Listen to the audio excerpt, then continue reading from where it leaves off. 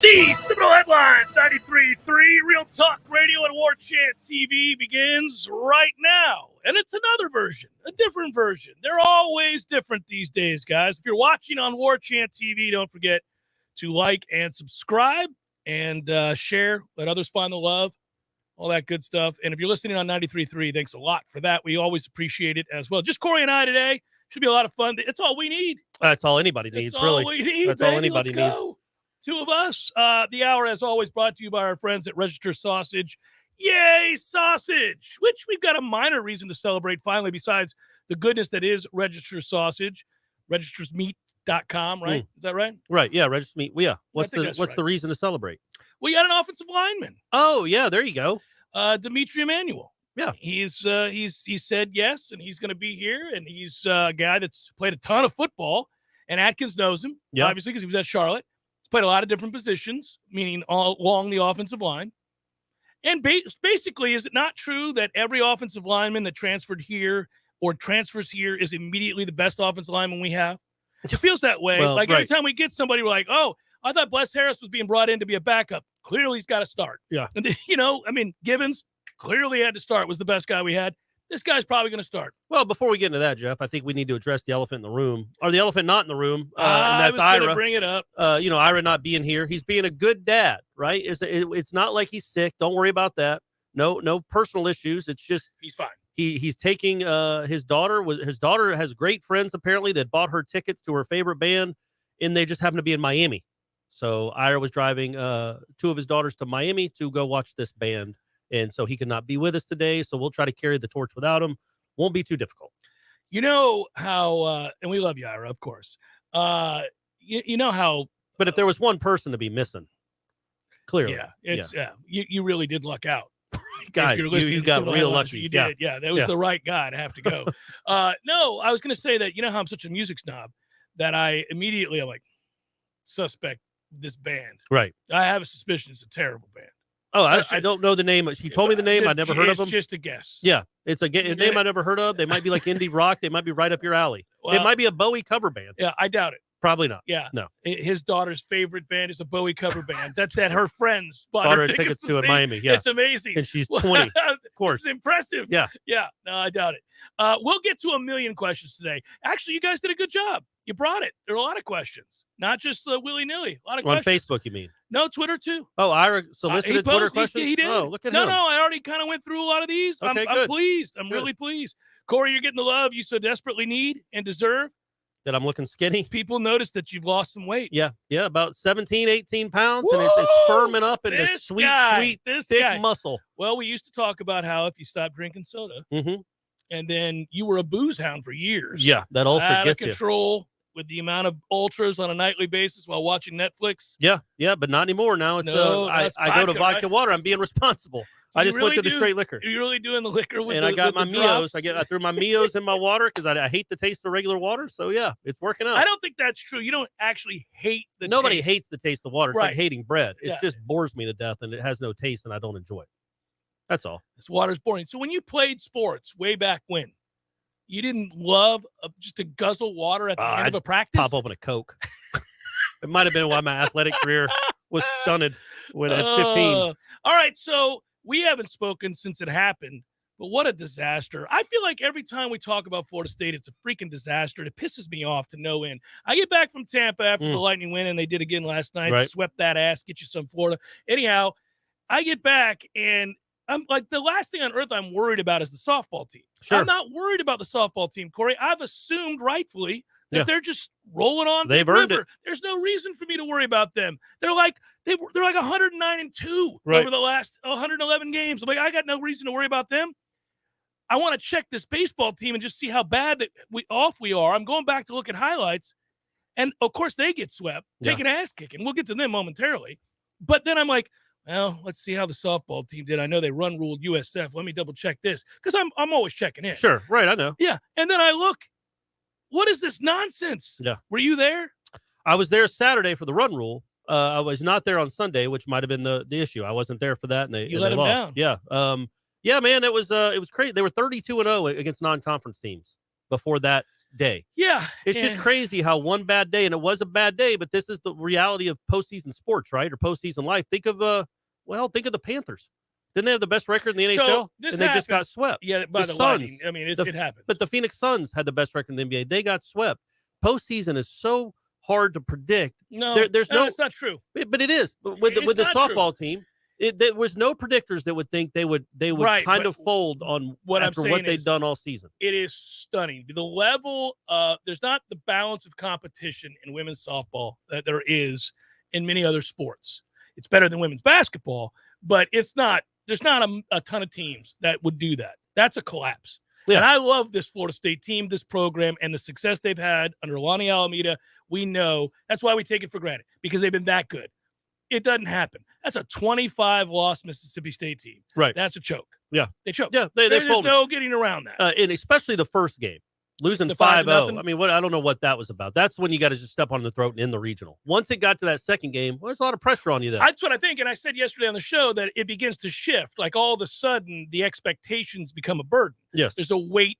We felt that at Hauser before with Florida State baseball, where they'll win 50 games in a season. They had the number one offense in the country. I mean, we're going back a ways now. Sure. But where they were a dominant team, and then you get into a situation where you're like, one day, one game, winner take all, and it's baseball. The guy on the hill can dictate terms. If somebody comes in here and he's dotting corners, you're going to lose. It's going to happen. Like Houston Street's going to send your ass home. Like that kind of stuff is heartbreaking, and it happens, but it shifts when you let somebody hang around. And I guess maybe there were telltale signs. You correctly pointed it out in your article on warchant.com.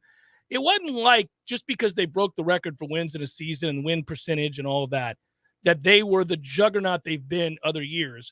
They had a better record. Well, they weren't run ruling almost anybody at all. They were all close games. They had a ton. The ACC tournament was crazy. Yeah. They gave up a gazillion runs. They had to beat people 9-7 and stuff like that. So maybe there were indicators that this wasn't the same type of team, but you still don't expect to lose at home in a regional with Mississippi State at 32-25. Not any good. Yeah. And that's crazy. And I pointed this out before, but the year they won the national championship, I mean, it's not just cakewalks getting out of the regional. Even when you're really good, and that team was really good, they won a game in that regional on a walk-off inside the park home run. Yeah. That's how that was 1-0. So it's not like they screamed through that regional too. But yeah, this one was just, especially when you got the lead early in that second game, and then you slowly start seeing it melt away, and the better team lost. That happens in the postseason. Yeah. The crazy stuff at first base, leaving early twice, cost you at least a run probably, if because that would have been you'd had a second, third, nobody out. Right. Instead, you have nobody on base and one out. Right. I mean, that's a huge shift in a close game. So it's stuff like that happens. But yeah, I felt bad for that, and it just was such a cool season. It was such a cool team to cheer for. You felt really bad about eminently likable. Yeah.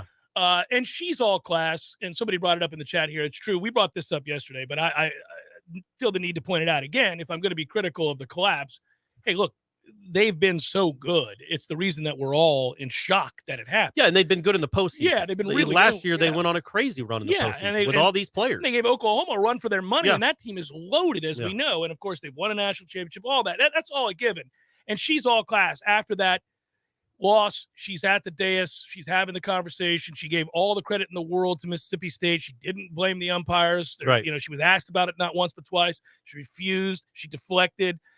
That's a hard press conference to do because you came up well short of your goals. Yeah. They should have won. They know that. Those poor girls are crying on either side of her. That's hard to watch, hard to listen to, hard to see. Felt bad for her. She does an amazing job. But damn it, man, it feels like it's in the long line of Minnie just running kicks to the cojones these days. It's like somebody's going to ask us a question later on that we're going to get into in the second hour about FSU, if FSU sports teams were stocks. Well, I still think softball's still high. Yeah, but we don't think basketball is. We know baseball isn't, and football hasn't done a damn thing in some time. Right, but women's golf is in the national quarterfinals, Jeff. Everybody's the men start this week, and I'm excited about that as well, yes. And the soccer team won a national championship. Track but then team lost seems to their be pretty coach good. immediately Well, of course they did. Look, there's some stuff going on. I'm just saying, the stocks are plummeting, man. Yeah, I know. It's not fun. Yeah, the softball was the one that was supposed to get us through the next 2 weeks. At least get to Oklahoma City and have something to cheer for and watch. And that didn't happen, which is a bummer. So let's segue to what won't get us through the next 2 weeks, or according to baseball rules, maybe it will. Dude, you got 4 RPI games. the head coach, Mike Martin Jr., tells everybody, I have a feeling it won't be the last time we see these great fans at Hauser after they win the series against Miami. Yeah. Yeah, it is. You ain't coming back here. Nope. That's sorry-ass run of 4 games in which you fell flat on your face. Not unless you're matched up with a 4 seed that happens to win a regional, and you get to host them. Brutal. Brutal. And now you're not even getting – I mean, your starting pitchers in 3 games gave you a robust 10 innings total. Yeah, in which 6 they by gave one guy. Yeah, and they gave you 10 runs in those 10 innings. Yeah. And they were, obviously terrible and not better in other areas because the offense didn't make up for it at all, and we thought they had awakened against Miami. No. It's weird. What's interesting, though, is that, they struck out like 11 times the whole series. The Florida State baseball team did. Put the ball in play, huh? Yeah, they struck out 3 times or 4 times in that 11-0 loss. It's a stunning turn of events. Well, right, how but often they strike at out. least they're putting the ball in play like that. They're not touching home anymore often, but at least they're still last in the ACC 11 in runs to nothing. scored. Hey, we put it in play Guys, a little bit, only 4 strikeouts. The standard's no longer Omaha or bust. It's like, can we put it in play? Can it put it in play? Make them make a play? Can we hit the ball a Just little bit? a weak ground ball to second instead of a strikeout? I think the frustration that people feel, and I'll ask about it, and we'll get to it in a bit. I have noticed that people are frustrated by there are guys that have regressed. And that's the hard part. It is hard because you have such hope for, like, let's say Lacey, somebody like that, right? I would use him as he was good last year, really good, and you figure he takes a step forward, right? Yeah. Nope. No. Your stars are the really young kids, which may be a good sign. Or maybe they regress like Lacey and Reese Albert did. That is, well, Reese, you have to think has just never been the same from the shoulder. I mean, he's got 0 power. Clearly. Yeah. I mean, clearly that shoulder is I watched just to remind myself of the better times. I watched the regional against Georgia from 2019. Not the whole regional, just the highlights of it. And he hit a home run to left field to lead off a game. Yes. Against a really good pitcher. No chance. An opposite field home run. That dude had legitimate, pretty jaw-dropping power. I watched him in batting practice. It exploded off his bat. Yeah, the bomb he hit against LSU to make the difference there. Well, and he did it on a bad shoulder there, too. It's not there at all anymore, and now he's barely getting in the lineup. So, yeah, they got real issues, and not, you're losing Messick, you're losing Hubbard. So you wonder about next year too, but yeah, that was a disaster of a week.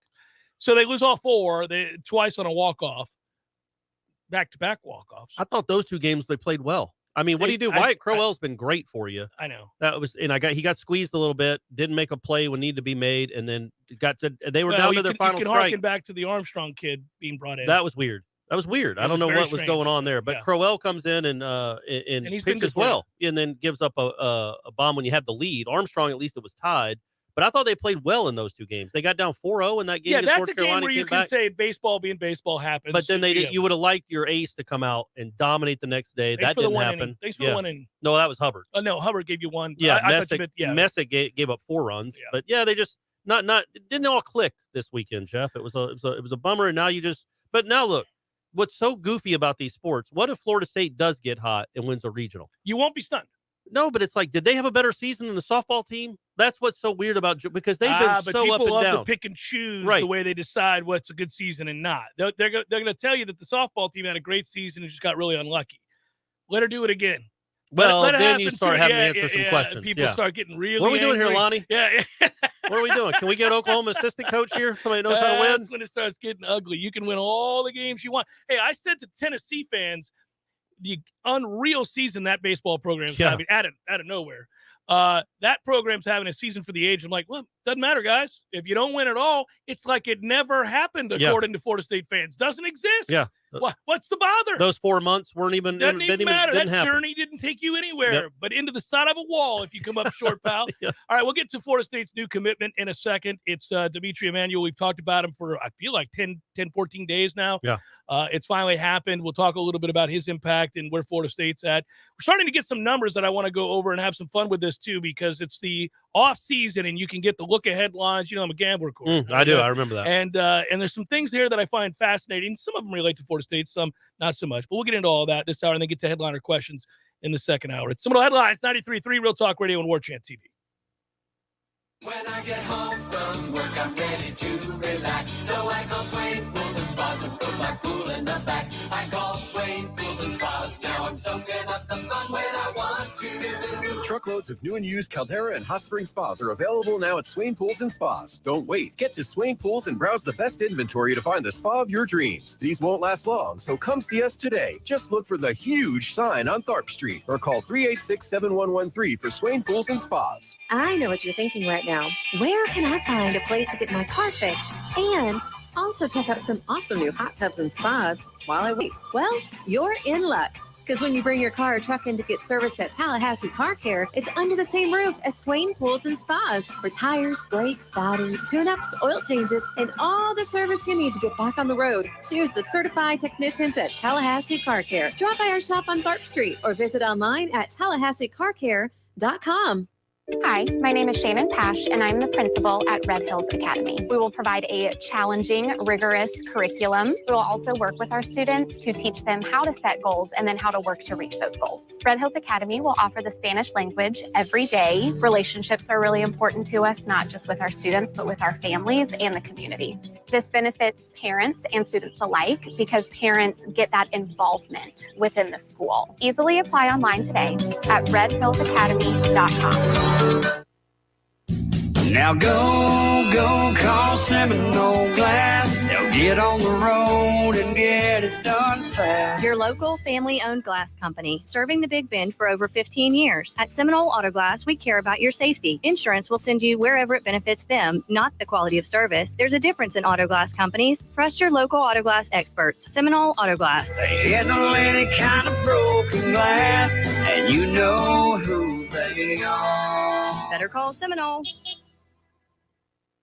There's fun to be had every night at the Corner Pocket. Take home prizes on Trivia Tuesdays and Beer Bingo Thursdays. And kickstart your weekend with Martini Fridays. Plus happy hour runs every weekday and game day specials every time the Noles take the field. Watch all the best games at the Corner Pocket's Vegas Wall, featuring 560 inches of flat screen TV heaven. Oh, really? The best food, the best drinks, and the best place to watch all the games. Tallahassee loves the Corner Pocket.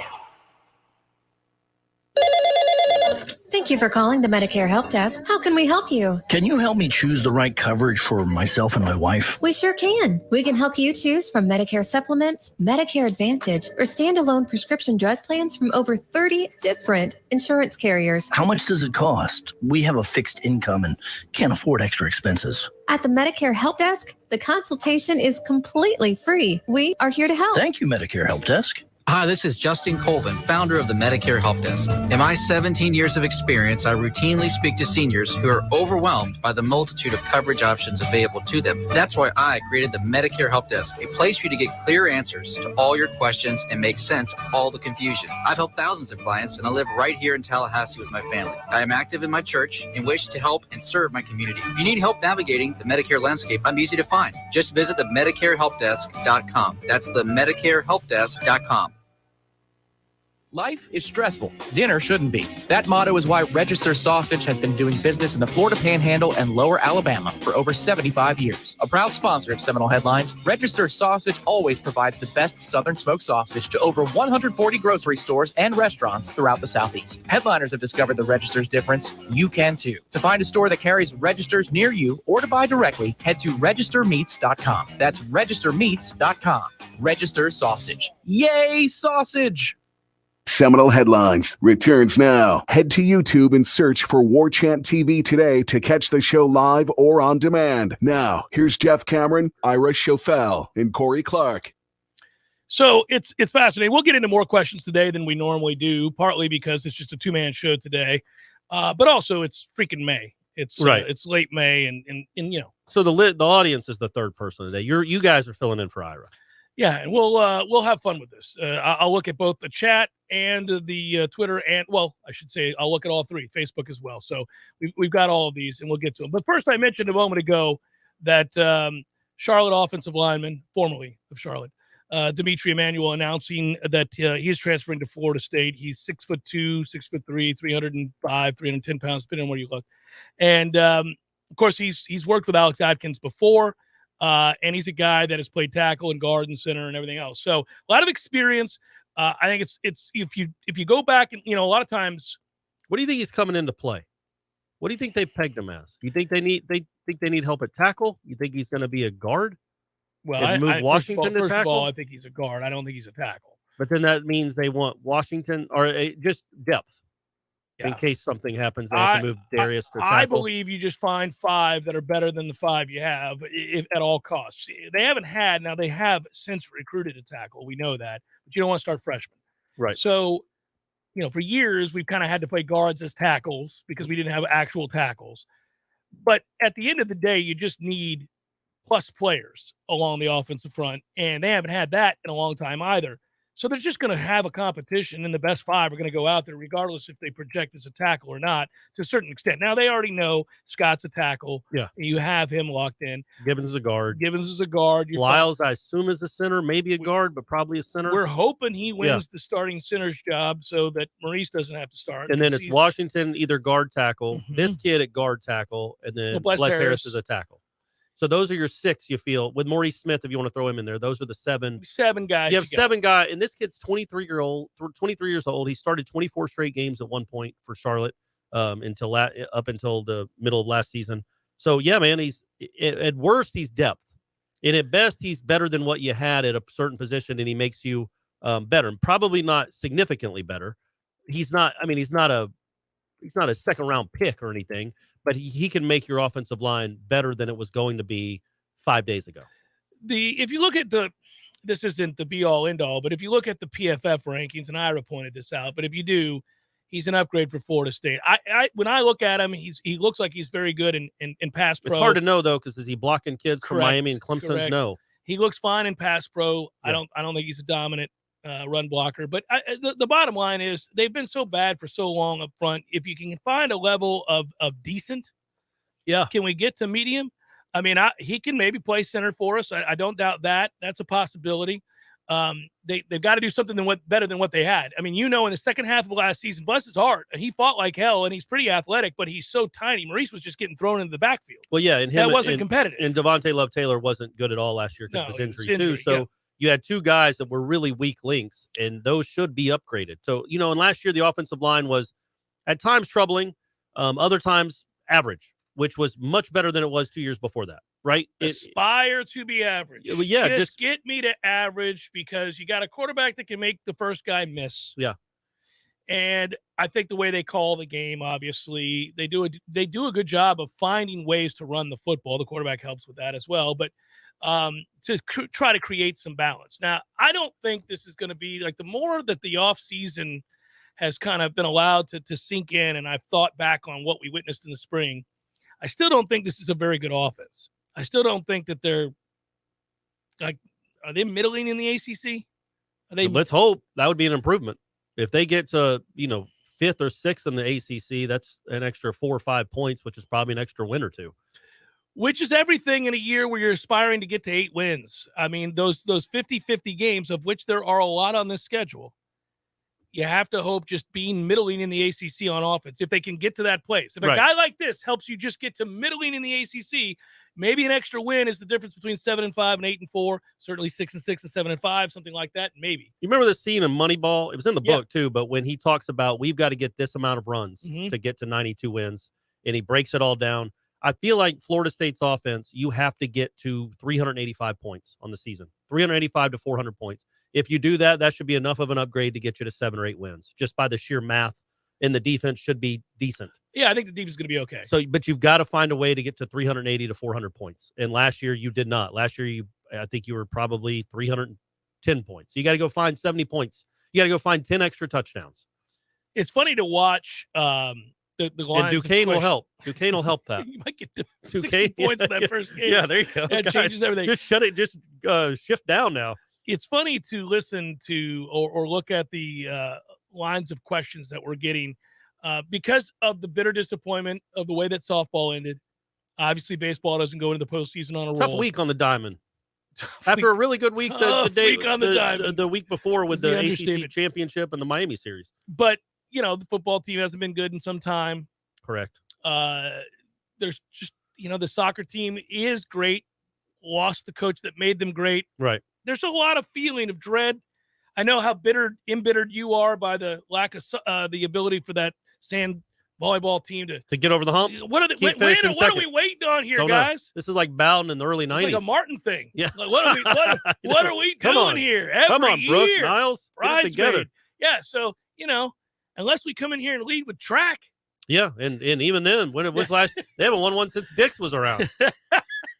Walter Dix retired from track years ago. God, he was fast, Corey. He was. There was a time. Yeah.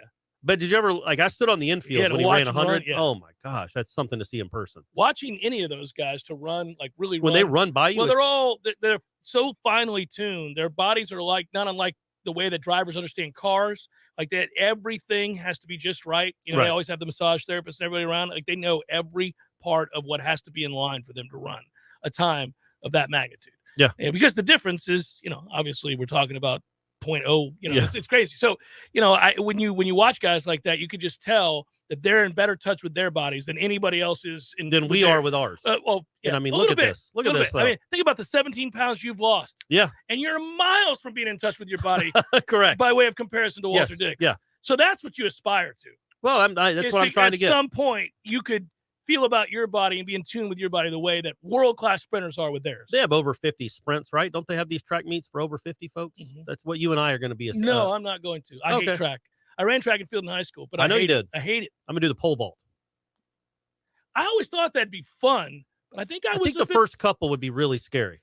Yeah, because I feel like I'd go backwards. I'd land on my head. Land on your head, kill yourself, stab yourself. That too, yeah. I want to throw the javelin. And just impale someone. Oh, well, I've just always wanted to throw the javelin. That seems like a lot of fun. That seems a lot more fun than almost anything else on a track. You've actually seen the videos, have you not, of people being speared by javelins? Oh, they're great. It's fantastic. Because they stick in their back. Yeah, you're like, look at that. That guy got caught with the javelin. I would never willy-nilly wander. Through a javelin It's strange to me that happens. Through a javelin event? Like I saw one guy get one through the stomach and out the other side. Yeah. That's what? Yeah. You saw a man killed. Lived. Oh, wow. Impaled and lived. Okay, that's I wasn't a good story. in person for it, but you can find it online. Yeah, what are they doing? Like, oh, there's a little grasshopper. Let me bend down. Move along, little buddy. It's in my arm. Like that sound, the death raining from above, that as it's coming, that has to be the worst. Yeah. He's like, what's that? What's that coming up? Yeah, it's right in my sternum. Yeah. This is a toughie. The javelin, man. See where the show goes when we don't have FSU to fall back on? We got, you're right. We got questions, though. We got questions, and we got the softball team to kill. 24 games for Charlotte in 3 seasons. Emmanuel, his first year as a starter in 2019. 2019 came under Alex Atkins' tutelage, as noted on Warchant.com. And, look, again, versatility is big there. He started games both at guard and tackle, and his pass protection grades are pretty good, especially by way of comparison to the other offensive linemen that we have PFF grades for. Well, and you like that Atkins has worked with him, so he knows what he's getting. Like, this isn't like just a Hail Mary, Marcus Cushney type signing. Let's see what this guy can do. We have no real idea. Atkins has now been here. What has he been here? 2 years? 2 years he's coached here, right? Well, yeah. So he knows that, and he remembers this kid from when he coached him in 19 when he's the third team all conference. And we both love Atkins and think he's a really good coach. So he knows this kid can help him. Otherwise, he wouldn't be bringing him in. You and I were talking a moment ago about what the offensive line looks like. Here's a projection. Here you go. Let's have some fun with this. Robert Scott, we think starts. Yeah. He's not a plus player. He's got to get a lot better. This is my estimation. I'm just throwing that out there. Darius Washington returns. I think he probably starts. Probably. At guard or at tackle? Guard. Okay. Yeah. Okay. Dylan Gibbons, we know, starts. Yep. I think Caden Lyles probably starts at center. So that interior, that's could be 950 pounds. Could be pretty good. At least. Bless Harris starts at tackle on the other side. Or this kid. Or but this kid is backing up. This kid will be the other swing guard guy. or the center. So he'll be the swing, though, that can, if somebody goes down, he can replace either one of the guards. Well, maybe even guess, a tackle. So I'm going to guess that Smith doesn't start. Yeah. How about this? Let's have fun with this. This is fun, guys. Let's put Caden Lyles at guard. Oh, all right. Let's put this kid at center. Why do we think this kid's going to play center? I'm hoping he can play center. It's just all right. But Darius Washington can play center. They actually played him at center. All right. So you want Darius Washington at center. You want Dylan Gibbons at guard, Caden Lyles at guard, Robert Scott at tackle, Bless Harris at the other tackle. So this kid is just a backup. I feel like he's depth. But he's a guy, he could start. Like, it's not like he won't. The beauty for him is it's not like he's coming into where these jobs are entrenched. He's going to have the ability to compete for a starting spot. And that's going to make whoever he's competing with better. Legitimately, it's not just 5 dudes that can play. Now you've got 6.5. Well, you just have to be able to withstand injury. That is a position where guys get dinged, they big, get right? hurt. It is a big deal. I don't want to gloss over it as if it's not. I get depressed. This kid will be better than a hurt Dylan Gibbons. You know what I mean? Like if Dylan Gibbons is on one ankle, this kid is better than that. Yeah, we would. Last year that would not have been the case. You needed Dylan Gibbons with no ankles. So I was noting that so this is another good way to get depressed. I was looking at, because I couldn't believe this. As an aside, USC is actually favored. This is a look-ahead line, Corey. I'd jump on this if I were you, by the way. Okay. Southern Cal is though? There's no way to gamble legally in Florida. Yeah, but you just have to talk to people. There are people that I can put you in touch with. Thank you. But here's the thing, man. So the USC, if you just go, let's say you go by the SP Plus, big fan of SP Plus. Yeah. So or if you wanted to look at somebody else's metrics, standards and procedures, is that the SP? You could Bill Connolly's SP Plus. Go look at that and project what USC is going to be. Now, again, he's now accounted for this influx of talent at USC, right? And then you look at a team like Utah. So Utah, who won the Pac-12 a year ago, and if you had been watching the college sports book, you would have known to bet on them to do so, right? Because this guy told you to at plus 800. Yeah. Anyhow, point would be, if you take, let's say, Action Network's metrics and say, what's the line supposed to be between USC and Utah? Believe me, this is FSU related. I'll get back to it. The answer is that would it be somewhere between 15 points that Utah would be favored by, maybe even 18. Really? Yeah, because Utah's really good, and they've had continuity, and they had one of the best 20 offenses in the country and a returning quarterback, and USC's defense on a 4-8 team was one of the worst defenses in the country, okay? They won 4 games last year. So now's the time where everybody gets, I think, enamored with fresh faces, rightfully so. And they go, oh, well, Lincoln Riley's there now. That offense is going to have a They're going to score a ton of points, right? They are a lot better, what they've brought in. But, man, when I was looking at all of the other stuff on their defense, I thought, oh, they're dreadful. But then I looked at the list of names that they have brought in at USC, and I thought about their transfer portal guys and our transfer portal guys. Yeah. And, one's probably going to win the Heisman. The other one's the best receiver in the country. They brought in an elite running back, an offensive lineman that's elite, another receiver that was already better than anybody we have, brought him in the transfer portal as well.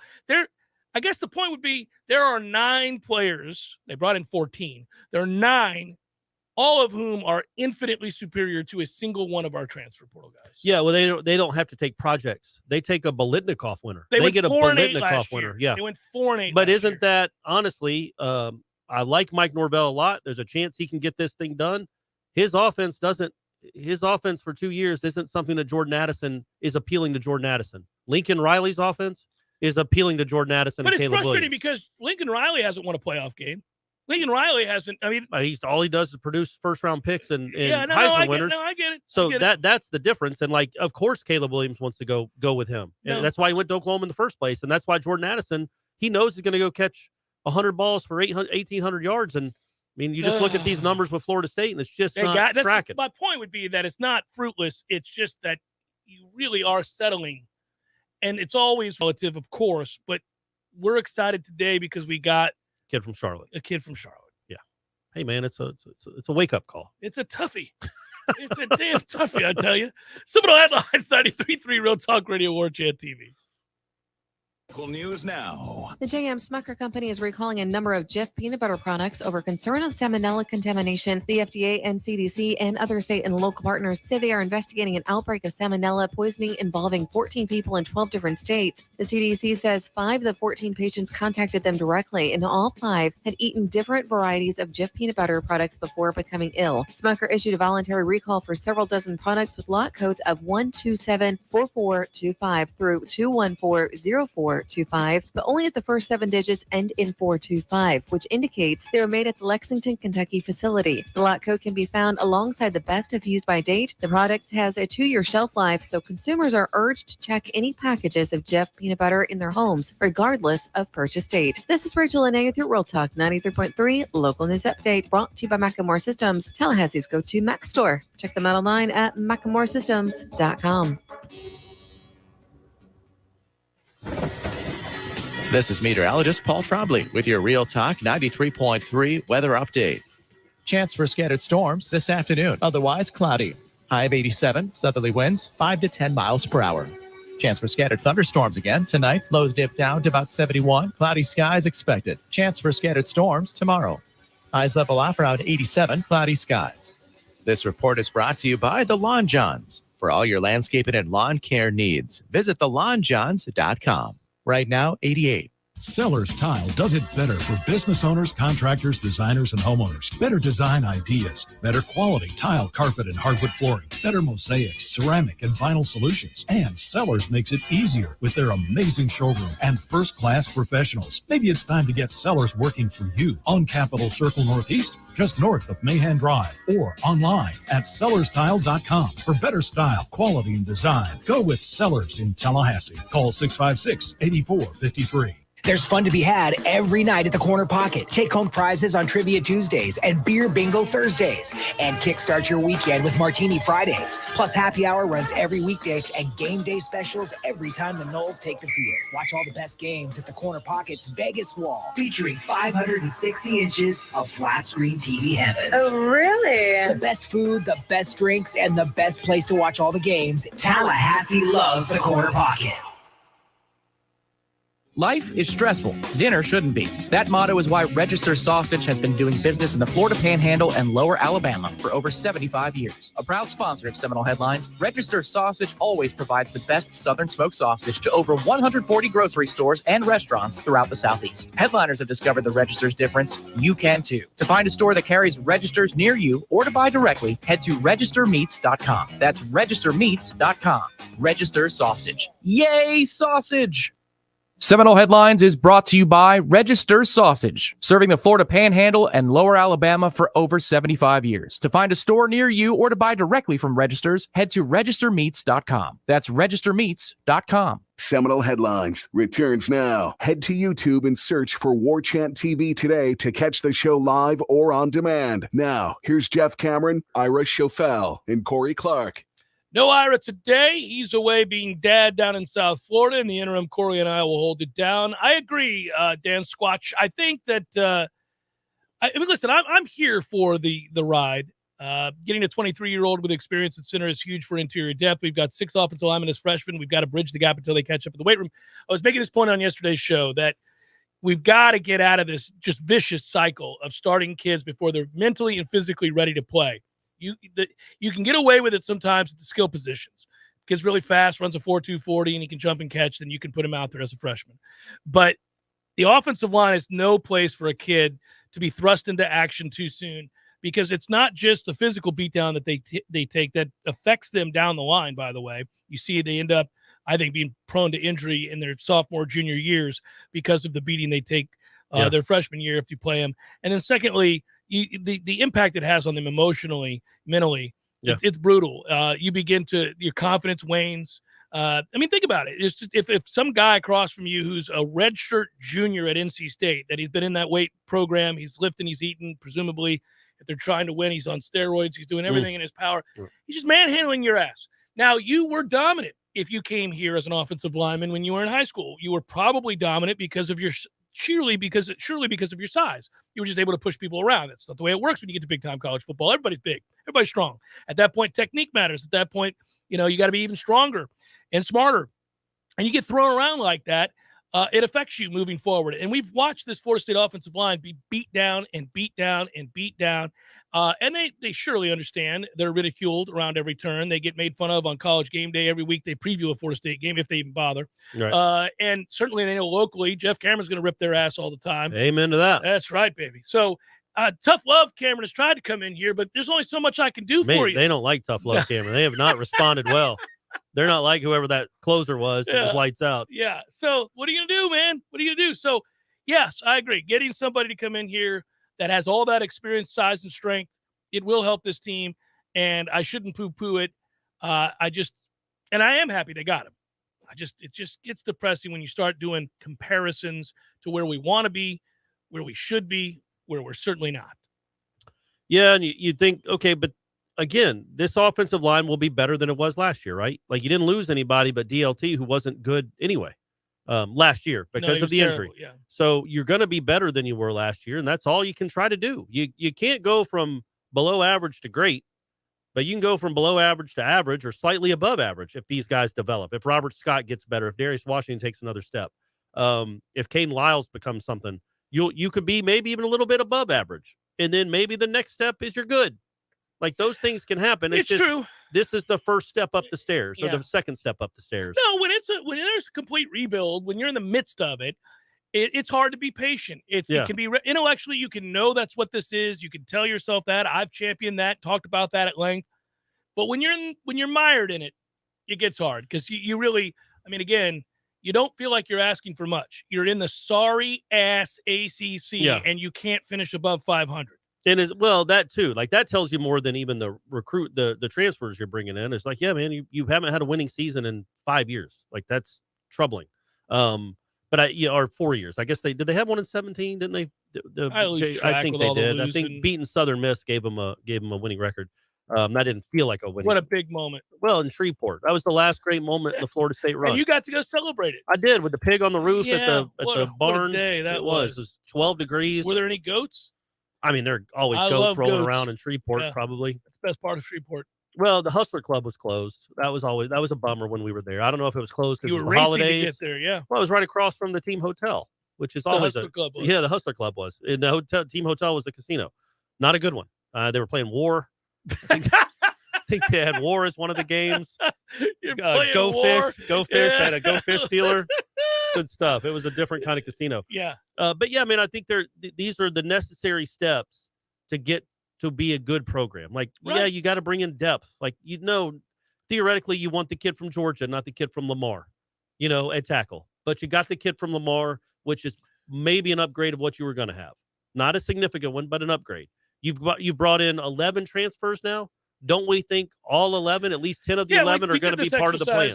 You and me and Ira and Gene, I think we did this exercise where we took a look at the transfer portal kids that they've brought in, and the vast majority of them not only were upgrades, they were kids that we think are going to start. Yeah. Yeah. So, I mean, yes, I agree. Yeah, 2 of these 3 linemen will probably start. Yeah, and they've done a good job of finding upgrades. It kind of is a realistic slap in the face, though, or a wake-up call, like I said, of how bad it has been. That these guys, these are all projects. None of these guys are proven except Winston Wright, who isn't maybe going to play. But there's good news on that front, and some people have pointed it out. He has posted about the comeback and his efforts to get back in shape and be ready to go, that he's making great progress. I saw a video on his Instagram, I guess it was, that somebody sent to me of him working out in the pool and catching footballs in the pool and all of that. I mean, I know it's the pool, but hey, he's working out. He seems hell-bent on trying to make a splash in what he calls his money year. What a pun. You like that? Yeah. I was just going to keep it going to see. Oh, man, I caught it. Yeah. Well, you're here. It was for you. I know how much you love those. So, he's trying to get back and having an impactful year. Listen, can you do it by the LSU game? Can you get here by the LSU game? Can you be ready to go for fall camp? Man, you hope. We'll see. I mean, I don't know the extent of. I mean, he's in a pool. He's not showing you running on grass. So that's not the best sign in the world. But he's rehabbing. He's busting his butt. He's going to try to get there. And even if you get a half season out of him, that could really, if he's at full speed, that could really help. But will he be? So that's just another bummer because that was the guy. Him and Bethune. Well, and Tatum Bethune looked great, and he's going to be fine. We're the 2 proven dudes that have done it at this type of level before. All the other ones, Verse, Pittman, Johnny Wilson, I think they're guys that are better than what they had or what we're going to have, and they have the potential to be really good, but nothing's proven yet on a Division I football field. R.A. Andrews writes, and this is funny, gentlemen, is the softball loss directly related to somebody tweeting FSU was #1 in women's Directors' Cup points? Yeah. Really? They're probably not anymore, I wouldn't think. They also did RA go on to say, when the new baseball stadium is built, Hauser will be a great place for softball. They got to do something with the baseball, just the whole vibe there, man. The whole vibe at baseball has got to be shaken up. I watch these games in the SEC and they're madhouses. And then you watch it at Hauser and they're not. Brought it up years ago. I mean, I don't know what you can do. I mean, do you want to euthanize I mean, we've got a lot of elderly in the stands. They've lived a good, long life. No, I'm certainly not advocating for that. My mom is them to meet their fate. No, I understand. No, I want them to keep coming to games. But you want to sit them out in the outfield? Let's create a seat for them way away from the main concourse. No, I'm not saying that either. I'm saying that you want to put a pillow over their head. You would like to appeal to maybe a younger demographic as well. Get the students there. The students aren't ever there. I'll tell you one way to do that is not charge $8 for a beer. Yeah, but the students probably aren't. Or let them bring in their own straight liquor. Yeah, just walking around main concourse. Yeah, I mean, sneak it in like we did back in the day with football games, man. Like, yeah, do that. Just make it more appealing to students. No, I know it's depressing. It would be great if it was if they would move it to their mural fields right in front of College Town. That'd be a really cool vibe. It'd be like the Brave stadiums now with the Battery.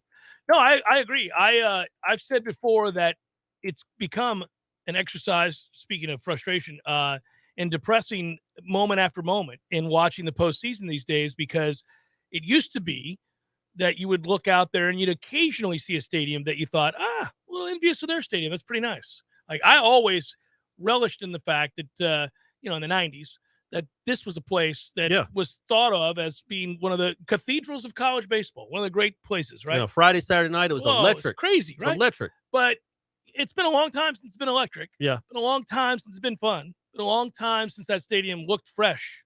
It's a dump. It's a dump. Standing water and rust. Yeah. Giant fans with cobwebs. Yep. But great video board, though. Best video board in the business.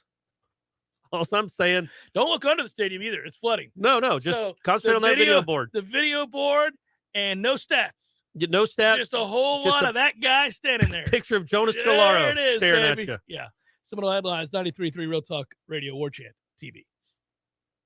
And simple. 2 words you don't hear many people use to describe their experience going through the process of getting a home loan. That's what puts the Hamilton Home Loans experience in a category all their own. If you're buying or refinancing a home, Hamilton Home Loans will provide a personalized mortgage experience that is dedicated to making the process refreshingly simple. It all begins with an initial consultation with an experienced Hamilton Home Loans advisor to find out what your goals are in order to find the right mortgage to suit your specific needs. Then, your personal home loan advisor will take you through all the steps from application, underwriting, approval, and closing, all the way to the front steps of your new home. Once you've experienced the Hamilton Home Loan process, you can be a customer for life and never have to pay lender fees again. For first responders, nurses, physician assistants, teachers, active and retired military, ask about the Hamilton for Heroes program. Personalized attention with your needs put first. Now that's refreshingly simple. Find out more at HamiltonHomeLoans.com. That's HamiltonHomeLoans.com. Equal housing lender. NMLS number 200719.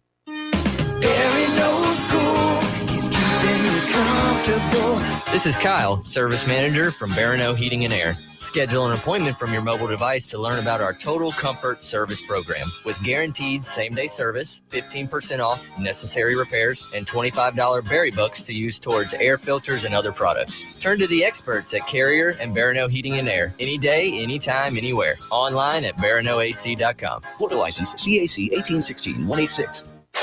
Let me tell you what T-Spark stands for.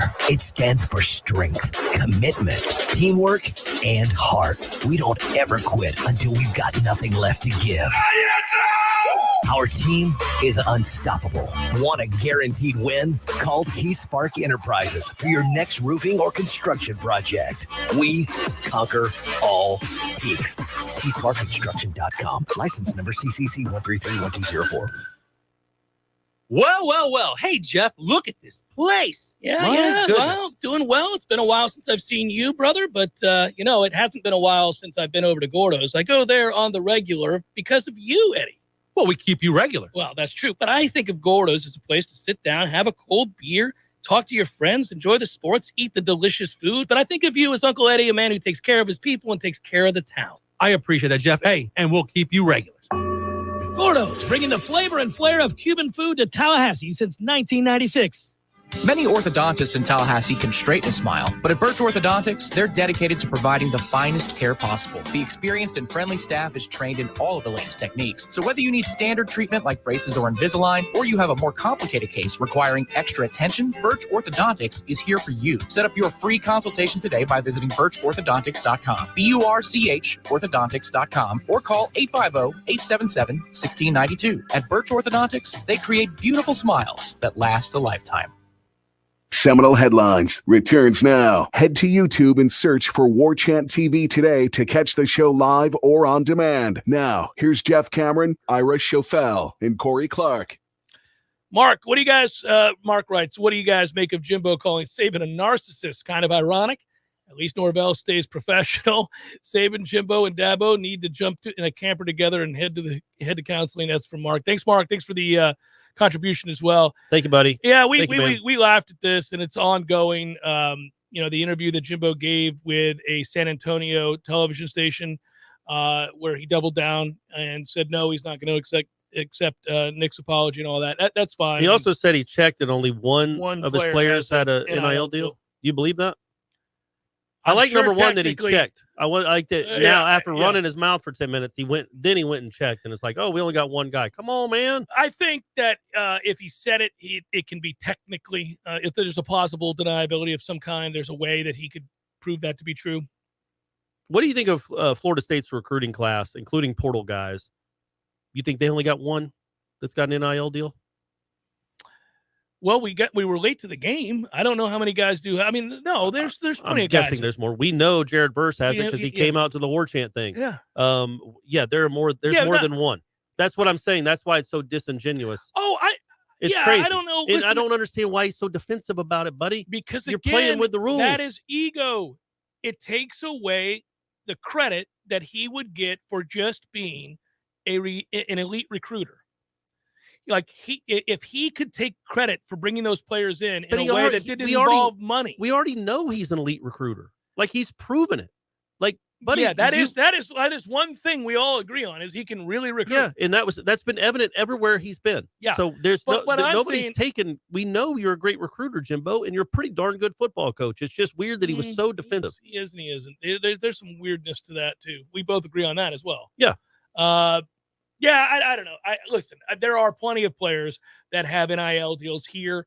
I'm sure there are more than did he mean of that class they just brought in? Who knows? Who knows? The technicality there. I'm really done with that, though. It doesn't matter. It doesn't concern us at this point. I mean, yeah, it's fun. It carries the day. Yes, it's relevant because we know Jimbo really well.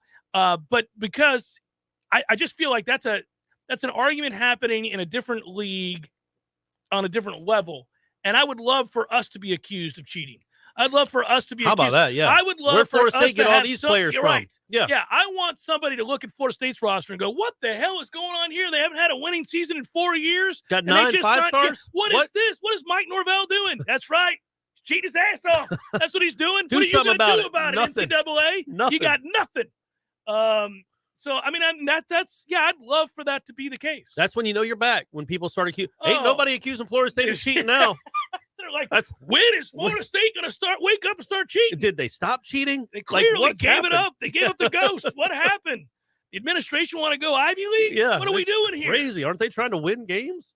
No, it's funny. I mean, Mark is Matt here. Let me get to these questions here before we go to break. Alan's Matt. Jeff, enough with the negativity concerning the football team. They are going to be better, maybe even a lot better. I'm a long-time listener and love everything Warchant. It's getting old. Wait, you can't handle me, Alan? You can't handle me pointing out that we're not really good and that we're not going to be really good this year? Come on, Alan. I'm with you, Alan. I think they can be better. Come on, Alan. Buck up, baby. They can get to 8 wins, man, and that's a he said positive. really good. Maybe even a lot better. We'll see. What's a lot, Alan? We'll Type see. it in the chat, Alan. What's a lot? We'll see what they can be. What's a lot better? 9-4. So we got a bowl win in there. We're going to throw a bowl win in there, or maybe an ACC championship. Loss. What? Loss. They get to the game and lose. But yeah, I do think there's a chance they'll be. I mean, look, man, they were a 6-6 team last year, and they went 5-7. Corey, I know, but they went I do 5-7. not. I'd refuse to count the last 9 seconds of the last 7 seconds of that game. They were a 6-6 team ish. And I think they should be better than that. And if they're not better than that, there is a problem. They could be better than that and not have an appreciably better record because the schedule is hard. Well, you add LSU to the schedule. You're on the road from Miami. Florida beat you last year, and they weren't any good. You know what I'd like you to do would be a good exercise is go back last year and look at the over-under win totals for the teams on that schedule in like June, and then do the same thing with this schedule. Okay, because so I bet look they're ahead pretty. from a year ago. I bet they're pretty similar. Like LSU's, I know it's LSU, but they're 6.5 over-under. Florida's 6.5. Clemson's probably lower than they were last year. I mean, I think no. You think Clemson's lower than the 10? Oh, what but last year, projected. but last year they probably were 10.5. Yeah. So I think when you look at the schedule in May, it's probably about similar. The issue you have is you are facing a ton of veteran some quarterbacks. good quarterbacks, man, and that kid at Miami really throws a wrench into things because he's dude. Van Dyke is good. Yeah, you're going to lose that game. He was well, you don't know that he might get hurt, and he was really kind of just spiraling on their bench, and then they went to that kid, and all of a sudden, oh, is he a first-round pick? Great, you just found him on your bench. The hell were they doing previous? What practices were they watching? I have no idea. It's crazy that he comes in and looks like Jim Kelly. But yeah, they look. 8 wins is certainly on the table. I'm just being pragmatic. I'm just being a realist. I'm not telling you that I'm not here for the ride, that I can't stand it, that I think Norvell's the wrong guy. I don't think that. I like Mike Norvell. I think he's a good football coach. It is hard to go through all of this. They could be better. I think they probably will be better. I don't think they have a lot of wiggle room. I don't think they're very deep. Well, yeah, it's a very physical game. People get hurt. Yeah, and well, they aren't, and good teams aren't very deep, and that's the issue. LSU and Louisville tell us everything. We'll get to the headliner questions forthcoming. Stay with us. Seminole Headlines, 93.3 Real Talk Radio, Warchant TV. Breaking news this hour from townhall.com. I'm John Scott. Georgia takes center stage in today's primary elections as Governor Brian Kemp and Secretary of State Brad Raffensperger try to fight back challengers endorsed by former President Trump. Georgia Republican Pam Leonard says the former president has a big influence on her vote for governor. I was upset with Kemp, and I felt like he should have supported Trump, and he did not, so I voted for Perdue, and I know Trump is endorsing Perdue. Sarah Huckabee Sanders, Mr. Trump's former spokesperson, is heavily favored in her Republican primary for Arkansas governor. She faces a long-shot primary challenge from former radio talk show host Doc Washburn. Sanders has shattered fundraising records. She says she's confident about the primary and the general election. We have been all over the state, traveled to all 75 counties, incredible enthusiasm everywhere we've been, and I feel like we're in a great spot. And in Alabama, 3 Republicans in a tight race for the nomination to replace retiring U.S. Senator Richard Shelby.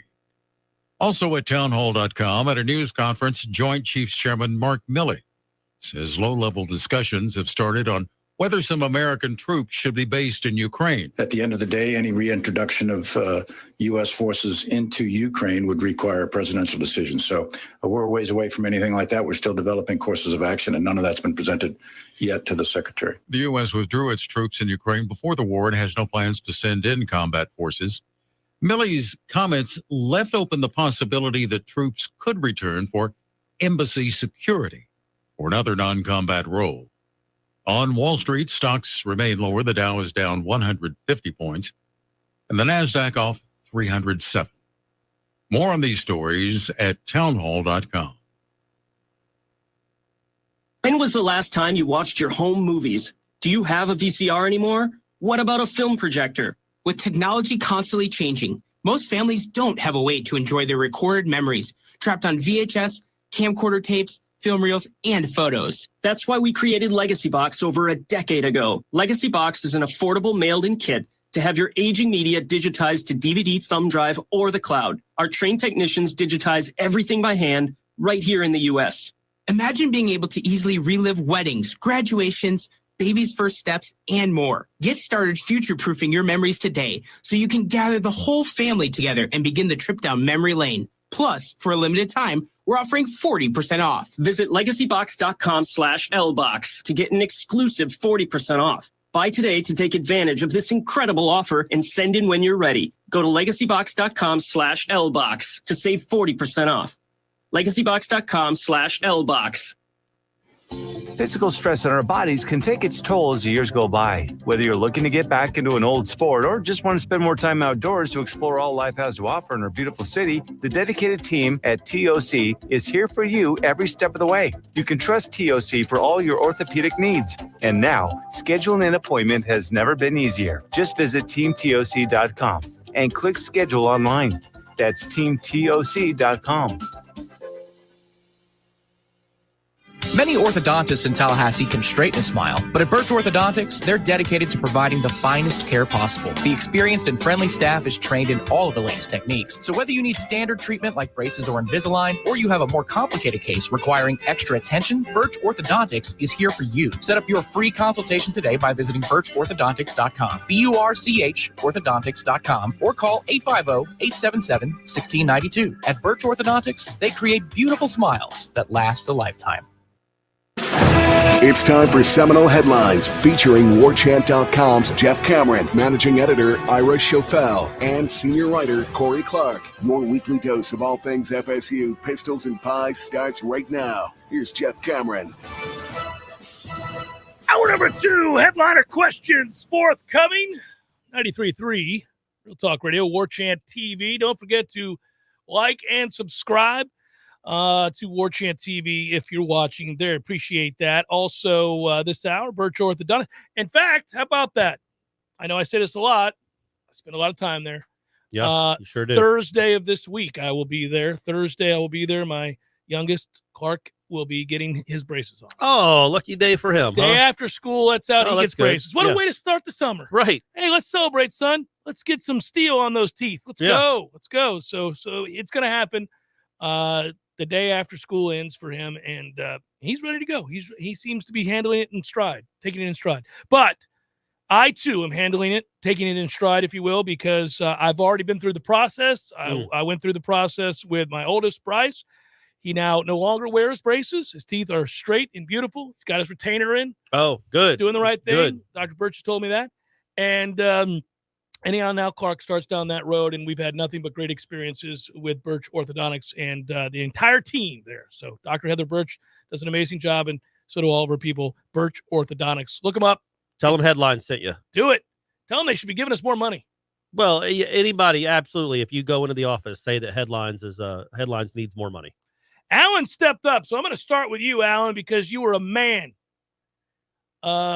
He wrote, okay, I think we're going to go 9-4. I like how he started with okay. Okay, like, so okay, he's calling Cameron. it. He's calling it.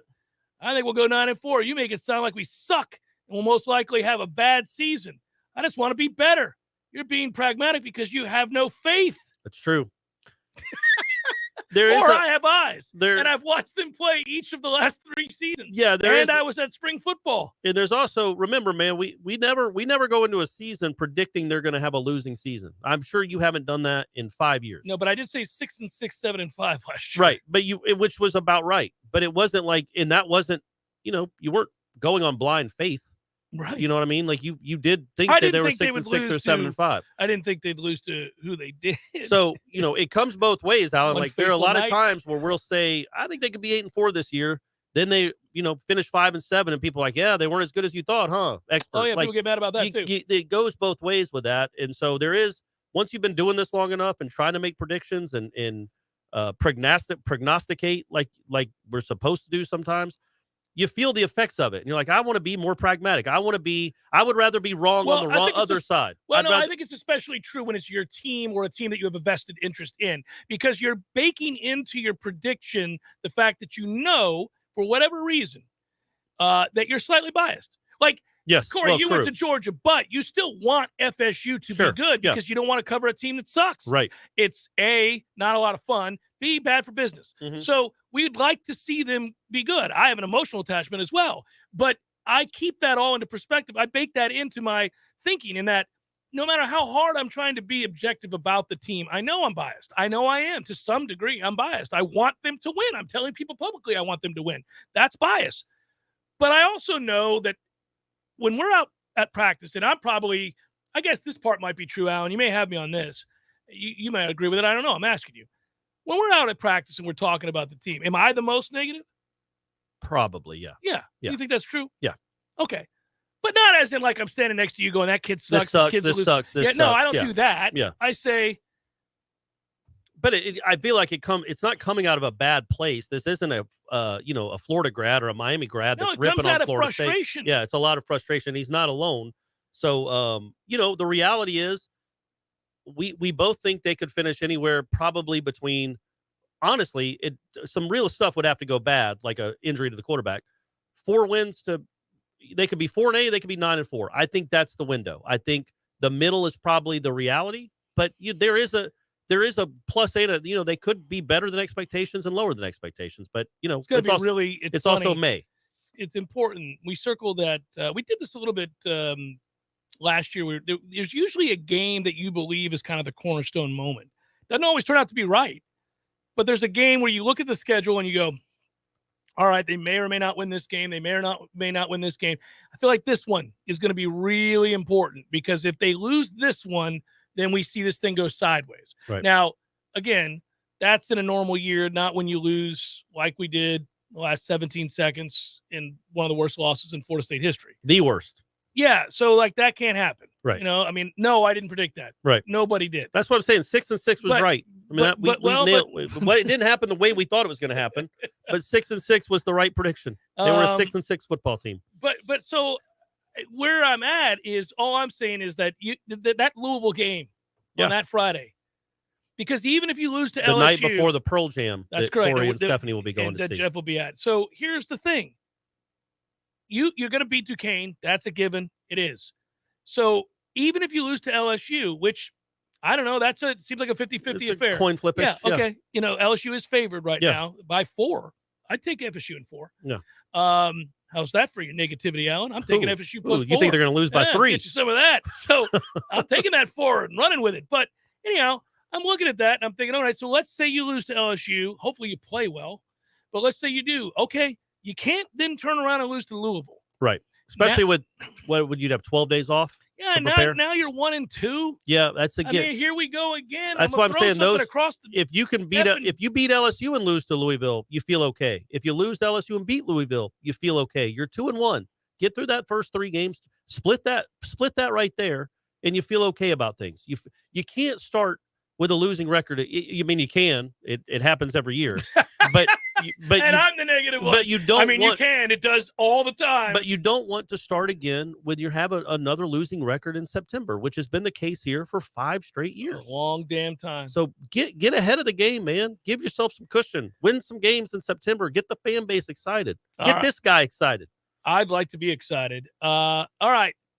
Garrett writes, I have a question. Is the ACC a sinking ship? Should we give in to the dark side and openly campaign to be in the SEC? I don't think it'll do you any good. I mean, I think we kind of probably made it known. I don't know. I mean, I think we'd like to be there. If there was any way that it could happen, any way at all, right now in 2022, yes, I think Florida State would be trying its darndest to make it happen. It's just not, it's like saying, do I need to break up with Stephanie and just start dating Jessica Alba? Is that just what needs to happen? It's probably a dated reference. I assume Jessica Alba is still very, very attractive. But is that what I need to do? She's waned a little. I still think she's way out of my league. So Stephanie, by the way, it was a good save, right? I was about to say, woo, buddy, that was a good. Stephanie's way out of my league too. You better throw something up there, yeah. But yeah, so it's not the want to, it's the reciprocation on the other end. Maybe they're not as interested. They might be in due time. Yeah, but and also you can't get out of the conference you're in right now. It's not easy. Nathan writes, how does Meat fix the road woes for this team? Because after this weekend, I don't see them hosting. No, they're not. They're not going to be hosting. Stop going on the road. They're 30th in the RPI right now. Yeah, they're going to be a 3 seed. That D1 baseball has them projected as a 3 seed in the Auburn regional, with like Coastal Carolina and somebody else maybe. Charleston Southern, something like that. I just hope College of Charleston. If you read the message boards on warchant.com, if you look at our email inboxes, if you look at Twitter, if you look at the questions that have been submitted to us today, you just hope that what is rumored to be a problem in that clubhouse, meaning that they're disjointed, that this is not a kumbaya place. This is not. There's not a lot of love right now with what's going on. I don't know what's true and what's not. I'll be honest with you guys, because you guys know that I have annually spoken with Meat before the season. We have a good rapport. I've known Mike Martin Jr. for a very long time. We are friends. It hasn't kept me from criticizing him to the point where he called into the show and we got into a verbal spat that was, probably not a good look. Here recently? No, a couple years back. Oh, yeah. And so the point is, I when they're bad, I'll tell you they're bad. Right now, I tell you all the time, they're horrible at picking up the baseball. I hate watching it. They're not good at running the bases. And this year, I can't quite figure out how it is that they are so bereft of power. They have none. They're not a great baseball team. They have two really good pitchers that aren't pitching well lately. Yeah. Last couple starts. They do a couple of things okay. I also know that he's retooling a roster. So long story short, I had no problem with Florida State hiring Mike Martin Jr., given that was the guy that kept the program afloat the last several years as Mike Martin Sr., 11, legendary coach that he is, saw his career coming to a close. Right. He did a lot less as he got older. That's normal. It happens. It's not unlike what happened with Coach Bowden. And he didn't recruit. He wasn't on the road recruiting. So Florida State was in a precarious position having to recruit a coach down. So I gave him credit for the fact that for several years, and you've pointed this out, they would lead the country in walks. They'd get on base. They'd find a way to piece together runs. Yeah. They weren't always pretty, but their offense, as led by Mike Martin Jr., would score. They did score. And since he's become head coach, oddly enough, they don't walk at all. No. And I don't know why that is. It's not like that overriding philosophy has shifted. So they don't score. They don't score a lot of runs. Right. They don't hit for power, and they don't walk. Yep. Other than that. These are problems. Other than that, there's no getting around that. So I just looked it up in the break. Georgia Tech has scored now 209 more runs than Florida State this season. 209. Now, keep in mind that Georgia Tech team sucks. They can't pitch at all. So they don't. So their money might be going other places. I was going to say you can trade it in if you want. They don't stop anybody, and they lose games just like Florida State does. But what's troubling is that Florida State is, I think, 12th in the ACC in walks. Right. They're last in slugging and they're last in home runs. So they don't get on base and they don't hit for power. Well, that is a big problem. It's weird. And you'd live with strikeouts if you hit for power. Yeah, or if you walked Weaver, a lot. Yeah, if you got to a lot of 3-2 counts and walked half the time, you can live with strikeouts, but you're striking out on 0-2 counts. You never walk. You're and you scored less than anybody in the ACC. You have the lowest amount of runs in the conference. It's an Florida ugly, State. ugly deal. Yeah. So, and that's what's so bizarre is because I think a lot of people think he got hired because of his last name. And there might be some validity to that.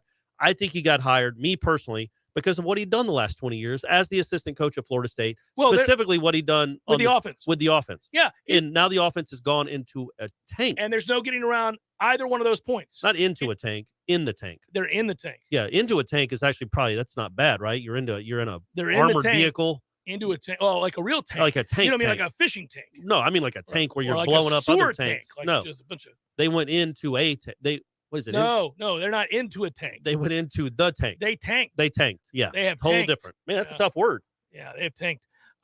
G. Brown writes, is John Butler coming back to Tallahassee for more registered sausage, or is he going to the NBA? And by the way, when's the deadline for the decision? That's a good question. I'll look that up in the break. Yeah, I want to know that too, Corey. He's at the top of your head. He's at the combine. He's doing he was at the combine. I assume it's over now. It might still be going on. He was at the combine.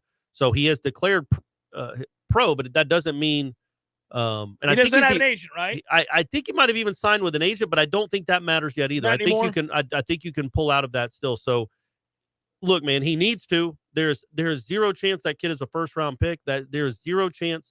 Well, I shouldn't say that. I don't know. But I don't think he'd be a first round pick. And I just the kid needs some seasoning. You just look at like somebody like Raekwon Gray, and it's different because he was at Florida State for 4 years. But he had all these dreams of how good he was and that he was going to be an NBA player. And then he languishes in the G League for a year, not making a lot of money. And where's his basketball career now? Where is it? And with the NIL deals that are now in place, you can get paid to play basketball. You can get paid as much at Florida State as you can in the G League. And maybe I mean, I also understand why he did what he did. I don't know that he was going to get that much better and boost his stock that much. You get another year older. Guys, usually that's frowned upon, especially in the NBA. But Matthew Cleveland did. And don't you think that's going to pay off for Cleveland's Cleveland? Younger, and Matthew Cleveland couldn't shoot. Right. Yeah, but No, I mean, couldn't Butler is 145 pounds. No, I agree. I mean, but Butler's got discernible skills to look at. But look at the playoffs. Look at watch a how Miami nasty. Heat Boston I watched it Celtics last game. night. Yeah, Are you very crazy? physical. Imagine John Butler in that. Oh no, he's thrown into the 15th row. Robert Williams would pick him up and pile drive him. Right. He'd Now, dunk him. They but would he pick would up have- John Butler and dunk him through the goal. He would have money. Well, sure, he would have money. And secondly, he'd have nothing but time to eat and do steroids. Well, right. Yeah, and get but I whatever- think they do frown whatever. upon the I don't know about steroids that. in the NBA. I don't know. It's a performance league. You got to. I mean, we're trying to win some games around here. Right. I don't know. Good point. Chris writes, seems like salary cap and contracts for athletes are the only ways to keep college football from devouring itself in the wake of NIL and TV money inequities.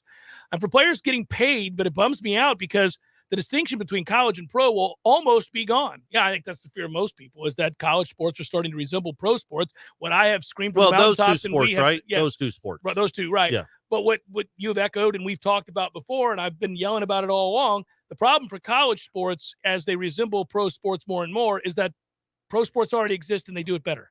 Yes. So it doesn't make any sense to do it. But what's always been the problem the last 25, 30 years or so is that these college football coaches are making as much as the NFL head coaches now. More, some of them. Right. And so that's not really fair, is it? Not for much. The player, No, of course not. I know the players need to be paid. Yeah. But we have to have rules in place unilaterally that everybody is following. That'd be good. An agreed upon set of. Be a nice start. Yeah. Did OU and or Oklahoma State recruit Sydney Sherrill? And if so, what made her choose to leave Oklahoma and play for FSU? I've asked her that. I can't remember what her answer was. But yes, they did. It didn't recruit stick her. out to you, did it? I mean, it was a while ago. But yes, they did recruit her. I think she just wanted to get away. I think she said that before. She just wanted time to ride out. I mean, it's Norman, Oklahoma, gang. Now, I like Norman. There's several places around Norman I don't enjoy. I'm pretty well versed in Oklahoma, Corey. Sure, I know. But there's a whole lot of nothing in a lot. You still of got your Oklahoma. 106-year-old grandma out there driving? You know, my grandma is 96. And Oh. She's in St. Petersburg and Treasure Island. My Aunt Cretia is 104, and she lives in Okima, Oklahoma. And driving. No longer driving. Oh, there we go. Took No. the keys away. Took the keys away. She's in a center. She have a, sorry, I was She's- going to ask if she had a horse. No, she's not. We have a family farm. There's a lot of stuff about Oklahoma Okay. that I could tell you about, but Norman's not such a bad place. Okay. All right. Don't point at me like that. just What letting you about know. Stillwater? Piece of crap. Okay. Garth's got to start there. All I'm saying, that's where Garth It's got a to start. Garbage city. Okay. No sense. I mean, there. it's a state that maybe she want to get away from the tornadoes. There's a lot to want to get away from. Yeah, in that state, in by Oklahoma, the way, as well as embrace. There's a lot. That's It is cool. It's I like mean, most it's states. an awful ending for her, but it is cool that she does go. Did she hit that home run in the deciding game? She had a nice moment. It's a crazy way to end. Yeah. I mean, that's nuts. I can't. Well, it's like Alabama. Just wear the L on. Alabama got bounced, and they had that Montana Fouts girl. It's like one of the best pitchers of all time, and they Right. lost in their regional too as a top 8 national seed. And it's like, I know Sydney Sherrill was crying; they were crying, but it's like, man, think of all the girls that Sydney Sherrill's made cry over the years and ended her career. You know what I mean? Probably 30 teams. So what is that? 600 girls in her life that she's ended their season. Yeah. I mean, it worked out well. Yeah. The exchange, she still won. We've got a lot of questions to get to. We need to break, though. We'll do it now. It's Seminole Headlines, 93.3 Real Talk Radio, Warchant TV. I'm Shannon Pash, and I'm the principal at Red Hills Academy. We will provide a challenging, rigorous curriculum. We will also work with our students to teach them how to set goals and then how to work to reach those goals. Red Hills Academy will offer the Spanish language every day. Relationships are really important to us, not just with our students, but with our families and the community. This benefits parents and students alike because parents get that involvement within the school. Easily apply online today at redhillsacademy.com.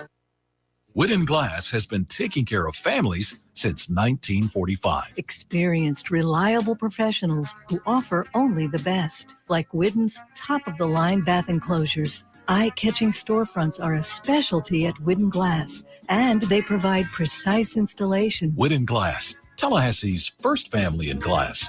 Online at widdenglass.com. Call 850-222-5781. There's fun to be had every night at the Corner Pocket. Take home prizes on Trivia Tuesdays and Beer Bingo Thursdays. And kickstart your weekend with Martini Fridays. Plus happy hour runs every weekday and game day specials every time the Noles take the field. Watch all the best games at the Corner Pocket's Vegas wall, featuring 560 inches of flat screen TV heaven. Oh, really? The best food, the best drinks, and the best place to watch all the games. Tallahassee loves the Corner Pocket. Congratulations to all the class of 2022 graduates. If you'd like to send a congratulations message over the air to your graduate, just call the Lively Technical College Grad Star line at 850-523-7890. That's 523-7890 to leave a message, and we'll play it on the radio as much as we can. No cost, no gimmicks. Just call 850-523-7890 and leave us your messages for a graduate and your family. Congratulations from Lively Technical College. Hey, this is Dustin Rivest. During the pandemic, I noticed restaurants struggling with online ordering and watched as all the major third parties took advantage of our local restaurants and thought there must be a better way, which is why I created foodiestakeout.com. The unique thing about Foodies Takeout is that restaurants keep 100% of their order revenue versus splitting upwards of 30% with the third parties like Uber Eats and Bite Squad. At Foodies Takeout, you can find some of your favorite restaurants, such as Jerry's Midtown Cafe, Misty's Kitchen in Frenchtown, Casa Grande, and even El Jalisco. Or if you're on the north side of town, check out Horizons Bar and Grill. Why not give us a try? Head to foodiestakeout.com or text foodies to 230-9456, and I'll even give you 10% off your first meal. Supporting local restaurants has never been easier. Visit foodiestakeout.com. Let's be honest, we all have way too much stuff. Maybe your storage closet is full, your garage is full, or the guest bedroom is a mess. Call Southeast Portable Buildings, 580-6400, or visit them online at southeastportablebuildings.com. Congratulations to all the class of 2022 graduates. I would like to say congratulations to Trelawny Mathis from Broadview High School. I hope all your years are very successful. This is a shout out to Sadie Wolf, graduating from Childs High School, class of 2022. Your mom and dad love you, and we're so proud of you. Way to go, Sadie. Call 850-523-7890 and leave us your messages for a graduate and your family. Congratulations from Envision Credit Union. Life is stressful. Dinner shouldn't be. That motto is why Register Sausage has been doing business in the Florida Panhandle and Lower Alabama for over 75 years. A proud sponsor of Seminole Headlines, Register Sausage always provides the best Southern smoked sausage to over 140 grocery stores and restaurants throughout the Southeast. Headliners have discovered the Register's difference. You can too. To find a store that carries Registers near you or to buy directly, head to registermeats.com. That's registermeats.com. Register Sausage. Yay, sausage! Seminole Headlines returns now. Head to YouTube and search for Warchant TV today to catch the show live or on demand. Now, here's Jeff Cameron, Ira Schofel, and Corey Clark. Rolling on, and I didn't mention it this hour, so it's worth revisiting. Ira not with us today, but all is well. He's fine. He is in South Florida with his daughter, one of his daughters, and they're going to a concert together for end of the year bash. So for her birthday, I think. So I hope they're having fun. Corey and I holding it down, getting to headliner questions as we're wont to do. Okay, so I want you to answer this. All right. I saw this question and I thought this is interesting because I wonder if I'm wrong about this. I will allow for that very rarely. Eric writes, Jeff mentioning during a discussion on Jimbo versus Saban last week that he felt most Seminole fans are still pretty fond of and like Jimbo. Oh, really? And then he goes, while he usually has his finger on the pulse of the fan base, I think this is wildly off base.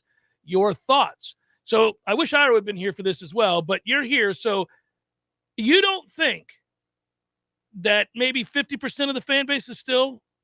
I said most. Maybe that was a bit strong. Of what? What's the finish the thought? They have respect for him, or they like him? They have a fondness for Jimbo. I think what's happened to this university football program since Jimbo left, I think that should anger most Florida State fans.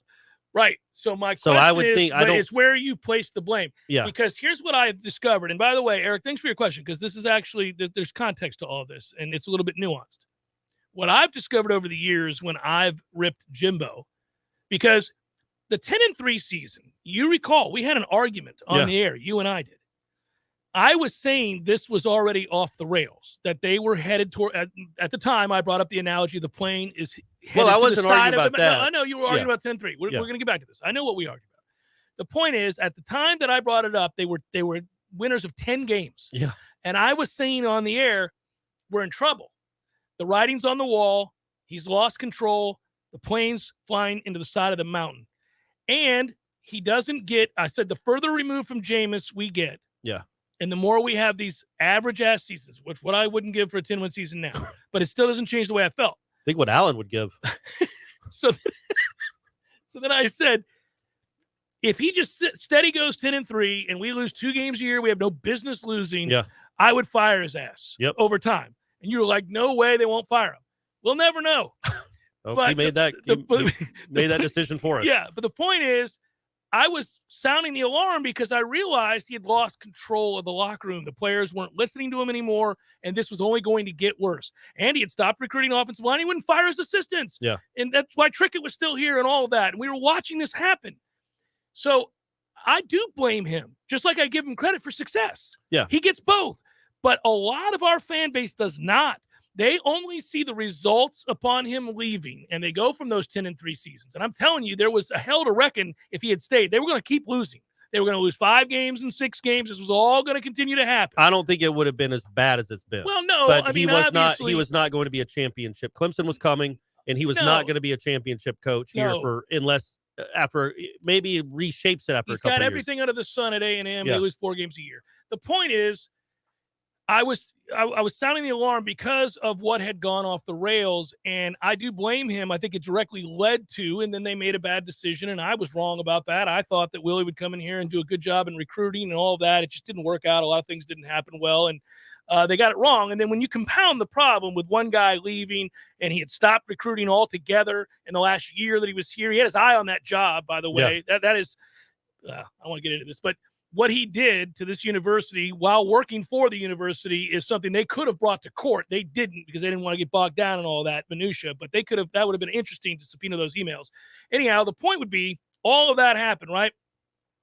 I think he's responsible, but a lot of our fan base does not. Our fan base thinks, well, the guy complained that he wanted more things. We should have given him more things, and we would have kept winning. I think and it's not that simple, and that's not true. Of course not. I think there's that element of the fan base, but I wouldn't say the majority of the fan base likes Jimbo. I think most of them. They like them as in they want to hang out and have a beer with him. I mean, I think they appreciate the run, but I think it really angers a lot of them how he left and how he left the program. And I don't think there's you can reconcile that. You can say, yeah, he was great in that moment, in that finite 3 or 4 year window, but man, he left it. He jumped out of the plane as it was crashing. Yeah. He jumped out of the plane and landed in a huge jet.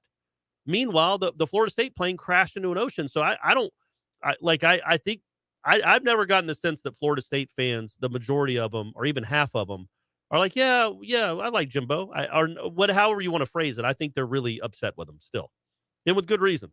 Yeah, I don't disagree. There would be a lot of good reasons to be upset with him. I'm not sure, but they'd also like him. They'd have liked it. Like I think some Florida State fans were okay that he left because of where the program was in 2017, and it needed a fresh start.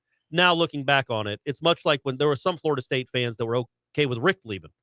Like, okay, now we'll get somebody that can run the ball. We don't have to throw it 90 times a game. And then 3 years later, you're like, the country in offense, and we'd complain about it. Yeah. And then 3 years later, you're like, oh, please, Mark Richt. Oh, and I think there's a portion of the fan base that would love to have him back. Well, and I think that a lot of times, because it is a lot more nuanced than we ever label things in these big grand arguments. Like, I still think that Florida State was on their way to losing 4 and 5 games a year for the foreseeable future when he left. Like, the state of the program was in disarray. But maybe he had a chance to bring in a special quarterback because he had done it before, and he's Jimbo Fisher. Hasn't done it since. Yeah, he brought in your great Max Johnson. Watch what he's about to do. I like Max Johnson. I know you do. I would have been fine with Max being here. Yeah. I don't think he's Jameis. Right. No, I'm not saying that. But he would have recruited. I think if he was all in, which he clearly wasn't. Every quarterback he brought in after Jameis, he whiffed every one of them. But I'm talking about the players themselves. He was going to bring in, if he would have been engaged, which he wasn't. He was not. If he would have been engaged, but that's a big if. If he would have stayed engaged, it's a giant if. over these last 5 years, Florida State would be right. top 15 Would they be a program. juggernaut? They could have been a juggernaut. Yes. A lot of things And went wrong. He That's blew the it. other problem. He is blew that- it. He blew it. Well, and a lot of the things that went wrong are not solely his fault. I will also attest to that. Like, I think there's enough blame to go around. A lot of the things that people get mad about the way that the boosters were run under Andy Miller and how antiquated the system was at Florida State. That athletic department had problems in a lot of areas. Sure. They didn't have a real athletic director, period. They haven't had one since Dave Hart until now, I guess, and that they've let him wield real authority. So there were a lot of factors that led to this unmitigated disaster that we're in now. Saul writes, hey, gentlemen, yay headlines. Hope everybody's doing well. Was wondering, could it possibly be that the softball team lost unexpectedly because of Mike Norvell? Guy does bring with him some really bad luck. Till next week. I don't know. He was there on Friday night. Bringing up. He took a picture with. Yeah, he was there on Friday night and Saturday, and they run ruled those wins. I don't know that he was there on Sunday. I assume he came back. And yeah, maybe we can blame it on Norvell. I blame it on the lack of hitting, but it could be Norvell was just in the area. We definitely get along. So FWB Noel writes, do Jeff and Corey get along okay? They seem pretty pissy towards each other on some of the episodes. No, we get along great. You can be pissy towards someone when you get along. When you know there's that underlying brotherhood. That's right. You can get along. No, yeah, Jeff's I'd say you're one of my top 14 or 16 friends. I made the top 15. Yeah, you're maybe you're right at the 15. fringe, top 14 to 16. Some years I'm out of that top 15. Some other guy comes along and you're like, oh, I really like Terry. He seems Some years, sometimes you but disappear. then another time, there I am. Like Jeff weighed in at number 9. You this creep year, towards guys. top 10 sometimes. Yeah, every now and again. I'd say the same for Corey. Oh, thanks, man. I was going to go top 20, but you went top 15, so yeah, it's nice. I'll do the right thing and keep it mutual. Apparently, there was an argument about this on Twitter. So, yeah. Afternoon, gents. Berkshire Orthodontics rocks. 2 3 p.m. games on Wednesday and Thursday seems to be a good setup for a weekend run. If we get there, do either starters from those games pitch again on the weekend? No. You wouldn't, because these aren't. The games really don't matter, man. I mean, I guess it really don't. There's no way Florida State can host now. So the what you'd be doing is trying to improve from a 3 seed to a 2 seed. And what difference does it make? Because you're going to be playing another. You're still the same game. Correct. So So yeah, you definitely keep those guys. You wouldn't pitch them again, and you'd want them to be fresh for the regional. Noah writes, love the show, gentlemen. A couple of things. Please make sense of what the heck happened with our girls this weekend. How do you think we game plan also for LSU this year? Do we look at film from Notre Dame, LSU last year, both, or even further back? Well, you don't look at LSU last year. You know what they have. A lot of those guys transferred. You may look at some personnel and you look at the film for the personnel. Yeah, you right? might look at some of the personnel, but you're gonna game plan for Kelly. Whom you just saw a year ago. He's not going to change what it is he does. Coaches don't, by the way. They may throw in a wrinkle or two to what they do, but they have a way in which they run an offense or a defense, and that doesn't change appreciably. They make adjustments as the game changes. Yeah. But for the most part, you run what you run. You have your philosophy that you believe in and adhere to, and he's a 4 verts guy, and I would imagine that we'll see a lot of that off those stems. And that's. Did he bring his OC with him?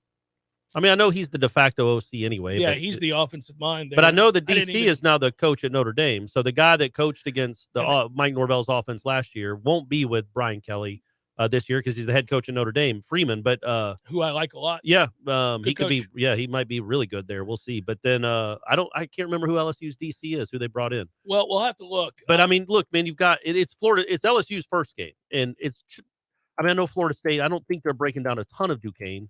I think they're probably spending a lot of their offseason. They better be breaking down Brian Kelly's offense and that personnel for LSU. Yeah, I think that's true. Tommy Reese stayed. So, I'm looking at all these different guys. I'm not real sure who's what, but we know that at least our defensive coordinator, Fuller, will know what LSU is running. Yeah, he did it. He went up against last year. Hopefully, hold him under 40 this time, Adam. Yeah, we're still fixing the roster. Yeah, don't give up a tight end seam pass 50 yards early in the game. First drive. Kind of circled him as the baby Gronk. I remember we had a conversation during the pregame show. Got free. Somehow got free on a 4th down. Was it a 4th down? I believe it was 4th down. Yeah, I think it was 4th and inches touchdown. Okay. Well, look, man, he was good. He was tough to cover, especially if you don't. Yeah, he's going to catch most of them if you leave him wide open. If you don't cover him, yeah, it's a toughie. Seminole Headlines, 93.3 Real Talk Radio, Warchant TV. You doing any face now? The Tallahassee Police Department is investigating a fatal shooting on Wintergreen Road that happened Saturday. The witness said they heard several shots fired at a home a little before 4 p.m. The department's tactical apprehension and control team responded to the scene and sent a drone into the home. The drone located one male victim near the front door. The victim was deceased from an apparent gunshot wound. No one else was in the home at the time. Detectives have identified a possible suspect vehicle. No arrests have been made. Teachers in Leon County School District will get a one-time bonus of up to $3,000 paid out by the end of June. The school board voted unanimously at its meeting Monday night to approve Superintendent Rocky Hanna's recommendation to distribute the payments. The amount is determined on the number of years of experience. The bonuses start at $1,500 for up to 9 years. Teachers with 30 or more will get double that amount. In total, more than $4 million will be divvied up to nearly 2,300 teachers district-wide. This is Rachel Lene with your Real Talk 93.3 Local News Update, brought to you by Macklemore Systems, Tallahassee's go-to Mac store. Check them out online at MacklemoreSystems.com. This is meteorologist Paul Trombley with your Real Talk 93.3 weather update. Chance for scattered storms this afternoon, otherwise cloudy. High of 87, southerly winds 5 to 10 miles per hour. Chance for scattered thunderstorms again tonight. Lows dip down to about 71. Cloudy skies expected. Chance for scattered storms tomorrow. Highs level off around 87. Cloudy skies. This report is brought to you by the Lawn Johns. For all your landscaping and lawn care needs, visit thelawnjohns.com. Right now, 87. Well. Hey, Jeff, look at this place. Yeah. Well, doing well. It's been a while since I've seen you, brother, but, it hasn't been a while since I've been over to Gordo's. I go there on the regular because of you, Eddie. Well, we keep you regular. Well, that's true, but I think of Gordo's as a place to sit down, have a cold beer, talk to your friends, enjoy the sports, eat the delicious food. But I think of you as Uncle Eddie, a man who takes care of his people and takes care of the town. I appreciate that, Jeff. Hey, and we'll keep you regular. Gordo's, bringing the flavor and flair of Cuban food to Tallahassee since 1996. Life is stressful. Dinner shouldn't be. That motto is why Register Sausage has been doing business in the Florida Panhandle and Lower Alabama for over 75 years. A proud sponsor of Seminole Headlines, Register Sausage always provides the best Southern smoked sausage to over 140 grocery stores and restaurants throughout the Southeast. Headliners have discovered the Register's difference. You can too. To find a store that carries Registers near you or to buy directly, head to registermeats.com. That's registermeats.com. Register Sausage. Yay, sausage! Here's what you missed on the Greg Tish Show. A woman only identified as Mrs. Wong posted on Chinese social media she had gotten locked down after a first blind date. She discovered that their date's community had gone into swift lockdown after visiting his house for a meal. This absolutely has to become a romantic comedy. Lockdown Love. He was looking for Mrs. Right, but he found Mrs. Wong. Lockdown. Starring Matthew McConaughey. All right. The Greg Tish Show, Monday through Friday, 6 to 9 a.m., only on Real Talk 93.3. Seminole Headlines is brought to you by Register Sausage, serving the Florida Panhandle and Lower Alabama for over 75 years. To find a store near you or to buy directly from Registers, head to registermeats.com. That's registermeats.com. Seminole Headlines returns now. Head to YouTube and search for Warchant TV today to catch the show live or on demand. Now, here's Jeff Cameron, Ira Schofel, and Corey Clark. David writes, I'd like to know when Jeff is going to stop coddling Mike Martin Jr. Finally speak up and tell everyone that our baseball program has done nothing but go downhill since Jr. took over. In my opinion, we are on the bottom shelf, and it's going to be a hard climb back to the top unless we get a coach in here not named Martin. What kills us is fundamental baseball. Way too many errors, striking out, critical situations. Well, David, I have been critical of the fact they don't pick up the baseball. They don't run the bases well. They strike out too much. They don't walk. I've said all of those things on the air repeatedly. I'd say that's being critical of Mike Martin Jr. and the baseball program. It's also his second season. It is his second season, and he is trying to flip a roster, and I've also noted that. But this is it. Like you don't get another break, right? If 2023 looks like 2022, there's some serious questions. Well, there may be some serious issues to begin with. Again, if you believe a lot of the rumors, and they are rumors, but they're loud, and there's a lot of them, that there is infighting and problems with the coaching staff, players, parents, all this. If that is true, if you have a program in shambles, and I don't know how much of it is or is not true, I'm just acknowledging that those rumors exist, and they hadn't up until a couple of years ago. Then you got a problem on your hands. Then you really do. Then it doesn't look like that there's a path out of this, and that maybe a change would be necessary at that point. Really gross, that game on Saturday. Just 11-0, didn't compete. Your starting pitcher, who's just second ace, Just wanted to be anywhere else in the world but on that mound, all fidgety, got you 3 outs and 46 pitches. What? How do you explain that? That's different They than the don't striking play, they don't out. play well on the road. He doesn't pitch well on the road. Yeah. He pitched well against Boston College on the road. Messick is a different dude on the road than he is at home. I don't know why. I don't, but they just, they don't do well on the road. They're a bad baseball team on the road. They're like 6-13, and 2 of those wins were Boston College. Yeah. Who's the worst team one of the worst They're teams in not the Power that 5. good, period. No, they're not. And that's what's troubling is they're not good if they were good at the fundamental stuff and lost, you'd be like, oh, well, at least they play it the right. I mean, they kick the baseball around. They can't make throws, and they don't hit they don't hit. So it's just not a fun product right now. But, it's year 2. I know it's 2020 didn't count. We don't know how that season would have ended. Maybe they won a national championship. Maybe that was like the basketball team. They got robbed of a real chance. Ooh, that's a toughie. I'm not going to compare the two there. But he's you talk about Norvell being, getting closer and closer to a hotter seat. Meat's there too, man. Well, I think he started there in a weird way. Yeah, he absolutely did. Yeah. Because there were so many people that were against him because of his last name. Right. And then they're middling. I mean, that's all they are. They're a regional team. Florida State should be bad. Florida State should be a top by their 10 own team. standards. That's what you can get into. You can say, this isn't my standard for the program, although it is their own standard. They have always said it's Omaha or bust. If you ask Mike Martin Jr. right now, he'd tell you that. Right. So it's not they can still get, but I mean, the regular season is like, man, Florida State should not be a fringe top 25, top 30 RPI team. Florida State should be a top 10 team every year. Michael writes, Jeff, your word-for-word Jimbo breakdown last week on the wildly popular Jeff Cameron Show on 93.3 and streaming live on Warchant TV had me in tears. Have any of you tried to work Jimboisms into your everyday vernacular? Seems sometimes I scream DOS at work, which is met by blank stares, no one knowing, and a knowing nod from another headliner.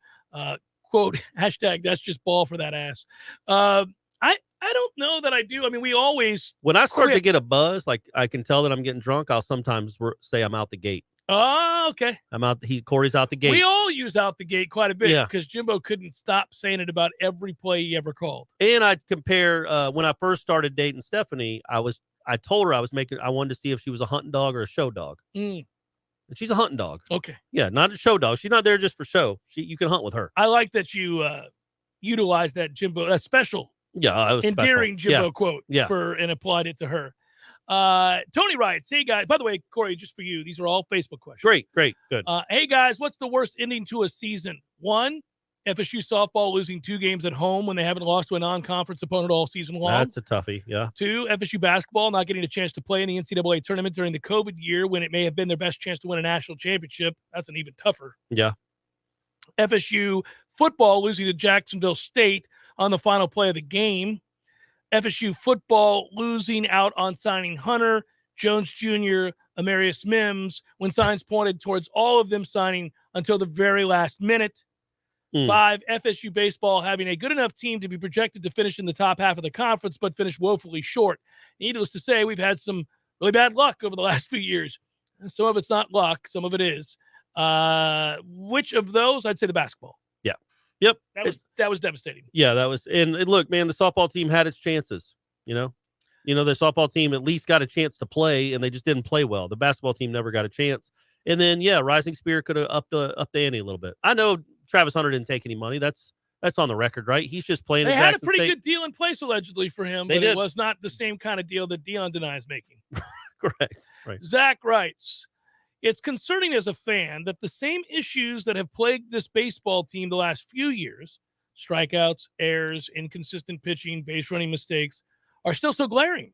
I don't think Meek needs to be on the hot seat just yet, but what do you think should be done to fix these issues and get us back to hosting consistently?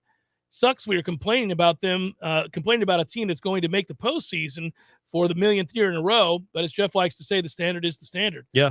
Yeah, no, listen, you're not a victim of your success. This is the standard, and you ought to be good. Once you get to a place where you're just cool making the regional, that's not a good place to be, man. No. You could get hot, that's fine, but you want to have good regular seasons. You want to have great regular seasons because that's what Florida State fans are used to. I will say this. Usually the answer to a question like this, Zach, regardless if it is basketball, football, baseball, when players are lacking, these things rear their ugly heads. So usually you'd say get better players. Yeah, and agreed. Get- By the way, get better players. there's a big time shortstop from Kansas, actually from Hawaii, but has been at Kansas the last 2 years. Boy, what a stark contrast to have left Hawaii to live in Kansas. To Lawrence, Kansas. Think Can you about the imagine? heartbreak. I can't even the imagine moment what you he stepped thought. off the plane. What did they must? What are we sold him? doing? Why Kansas? What But anyway, kind of bag of goods? I don't know. Maybe his dad got a job there. I don't know. But he's supposed to be a top 5 pick in next year's draft. He's a shortstop that hit 390 in the Big 12 with a bunch of power, and he's in the transfer portal. So all I'm saying. You saying we got him? Oh, absolutely not. I'm saying you need to do something to make sure. Meat needs to do something to make sure it happens. What is Buster doing with his money? You know Whatever what I mean? he wants. He's got a lot of it. I know I Buster- asked that question year after year about J.D. Drew for years, too. I don't think J.D. was really forthcoming with it. Well, right. And I don't know how much Buster's given back or if he's given back, and it's his prerogative. He gave a lot to the university, but I'm saying if he wants to help his buddy Meat, maybe go out to Kansas and give the kid a couple $100,000. Whatever. Couple $100. Yeah, no. Hey, couple, kid, couple. this is how we get down at FSU. Just a couple $100. Yeah. Nicholas writes, softball is not despair. Baseball is. Lament is the appropriate word. That out of the way, what is the path to victory in an away regional? Specifically, how would you line up the pitching staff? I think the only way you can win is to pitch Messick second. You have to hope that Hubbard and Crowell get you through the first game and you hit well They're enough. both perfectly capable of doing. Yeah, but I mean, on the road, Hubbard especially, man, I watched that body language and the way he was fidgeting. I don't trust that kid right now. I hope he proves me wrong. But I would go with Hubbard and Crowell because, yeah, you can pitch Messick in the first game. But then a Saturday night against the host team like Auburn on a Saturday night, can Hubbard and Crowell, I just think you're better off saving Messick and hoping he has one of his games on that Saturday, and then you get a 2-0 lead. Messick has and a hope. lot more what for to him. Yes. I do. I think he's got a lot of what for to him, Yeah. and I would trust him in that situation, and I concur. Sean writes, Jeff, are you going to interview Meat playoff week? If so, what questions do you propose to ask him? Well, I would have asked him that. I also would have asked him. We got time. It's well, next week's I regional. would ask him, how do you explain the gulf between the level of play at home and away? It's baseball.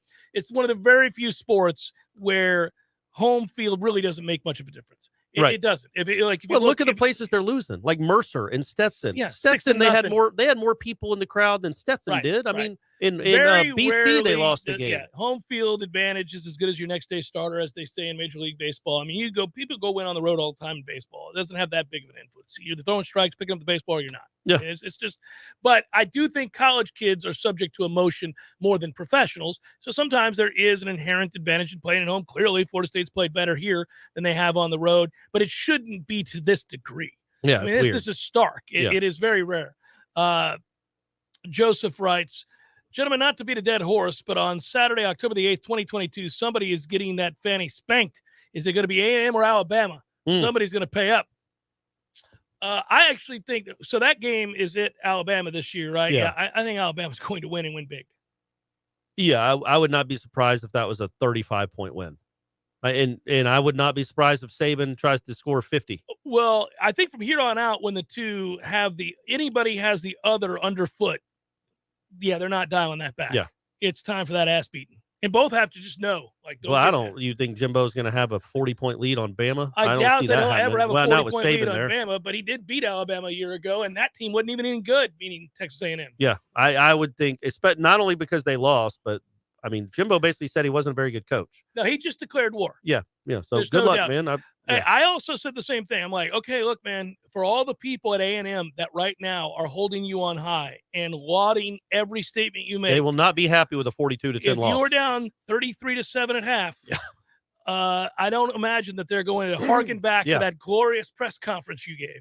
We'll come back, wrap it up with a few more questions here on Seminole Headlines, 93.3 Real Talk Radio and Warchant TV. You were always more than my mom. You were my role model, my best friend, and biggest supporter.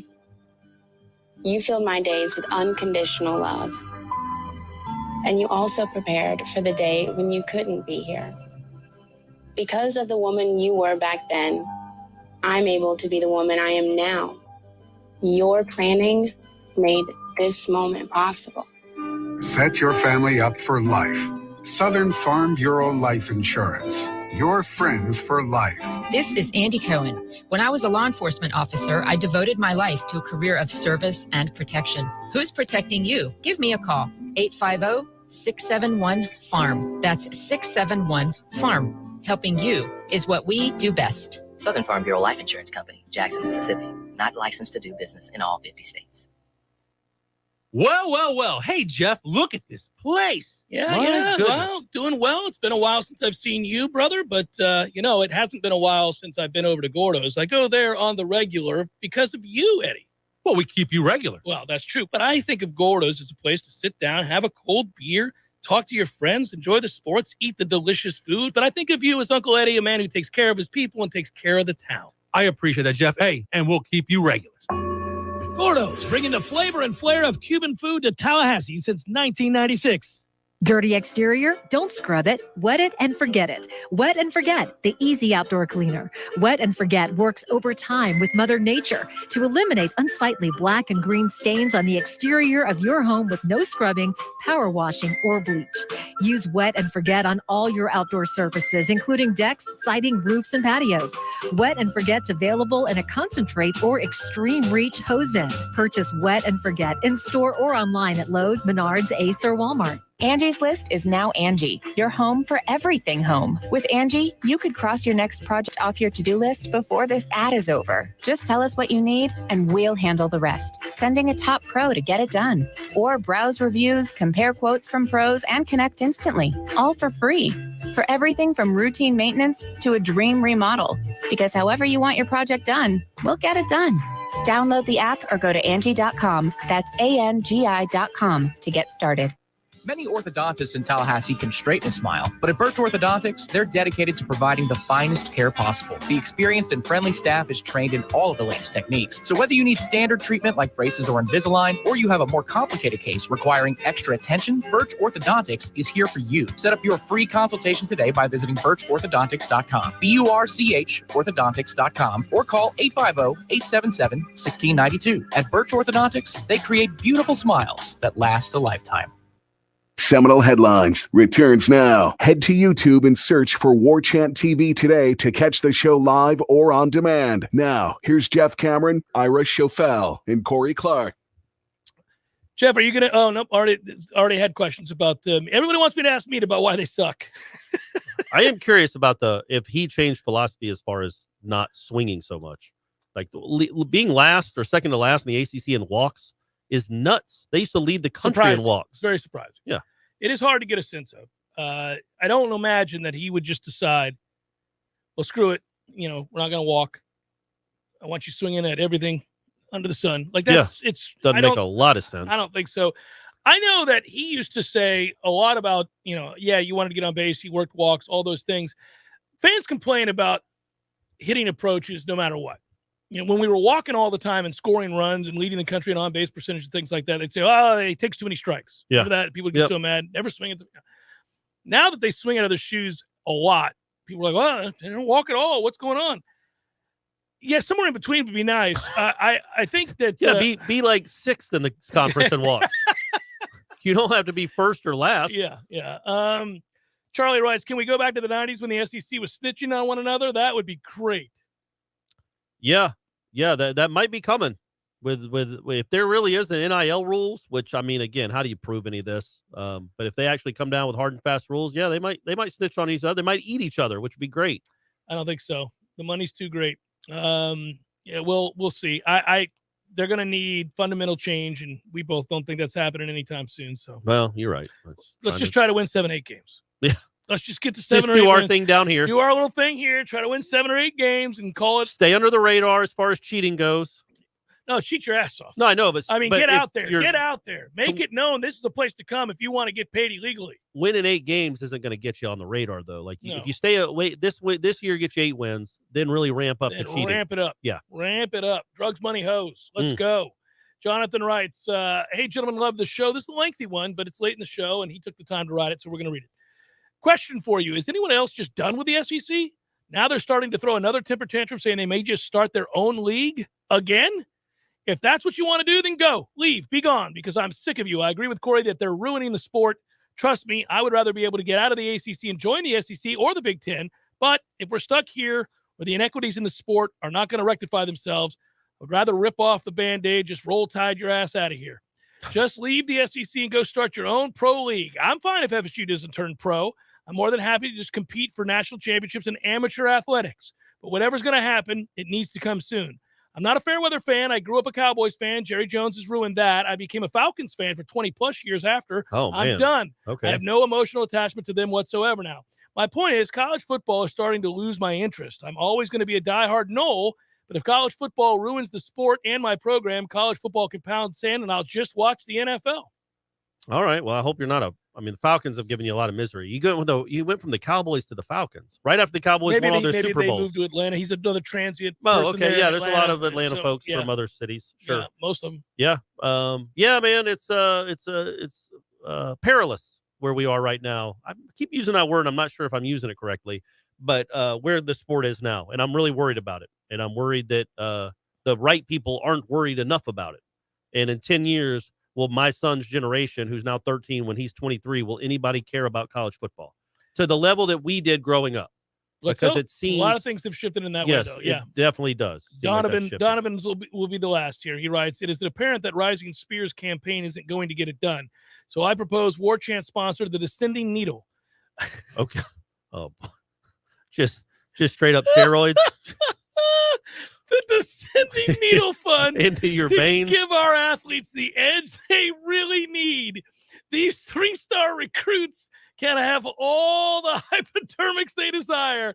I know Jeff's on board. Who else is with me? Oh, I'm with you. Oh, yeah, you've been with me. Of course. And they don't even People check. think we don't get along. We get along. Do they test for anabolic steroids anymore? There's no way they do. It's not Mark Gastineau. We're not in mid-80s. Let's go. Just put them in their arm. Let's go. As long as it's done scientifically and there's no long-term. Yeah, with a doctor. And there's no long-term. I'm not worried about long-term effects. I just need the doctor administering the drugs. At least we're on the same page there. Yeah, there we go. But by the way, Donovan, the Descending Needle is, I want that shirt. Yeah. The new collective at Florida State. Oh, hold on, I'm writing a check to the Descending Needle. I'll be right with you. They need some more help clear. For Corey Clark, Director Matthew. I'm Jeff Cameron. Thanks so much for listening and watching, everybody. Be good, everybody. We'll talk to you later.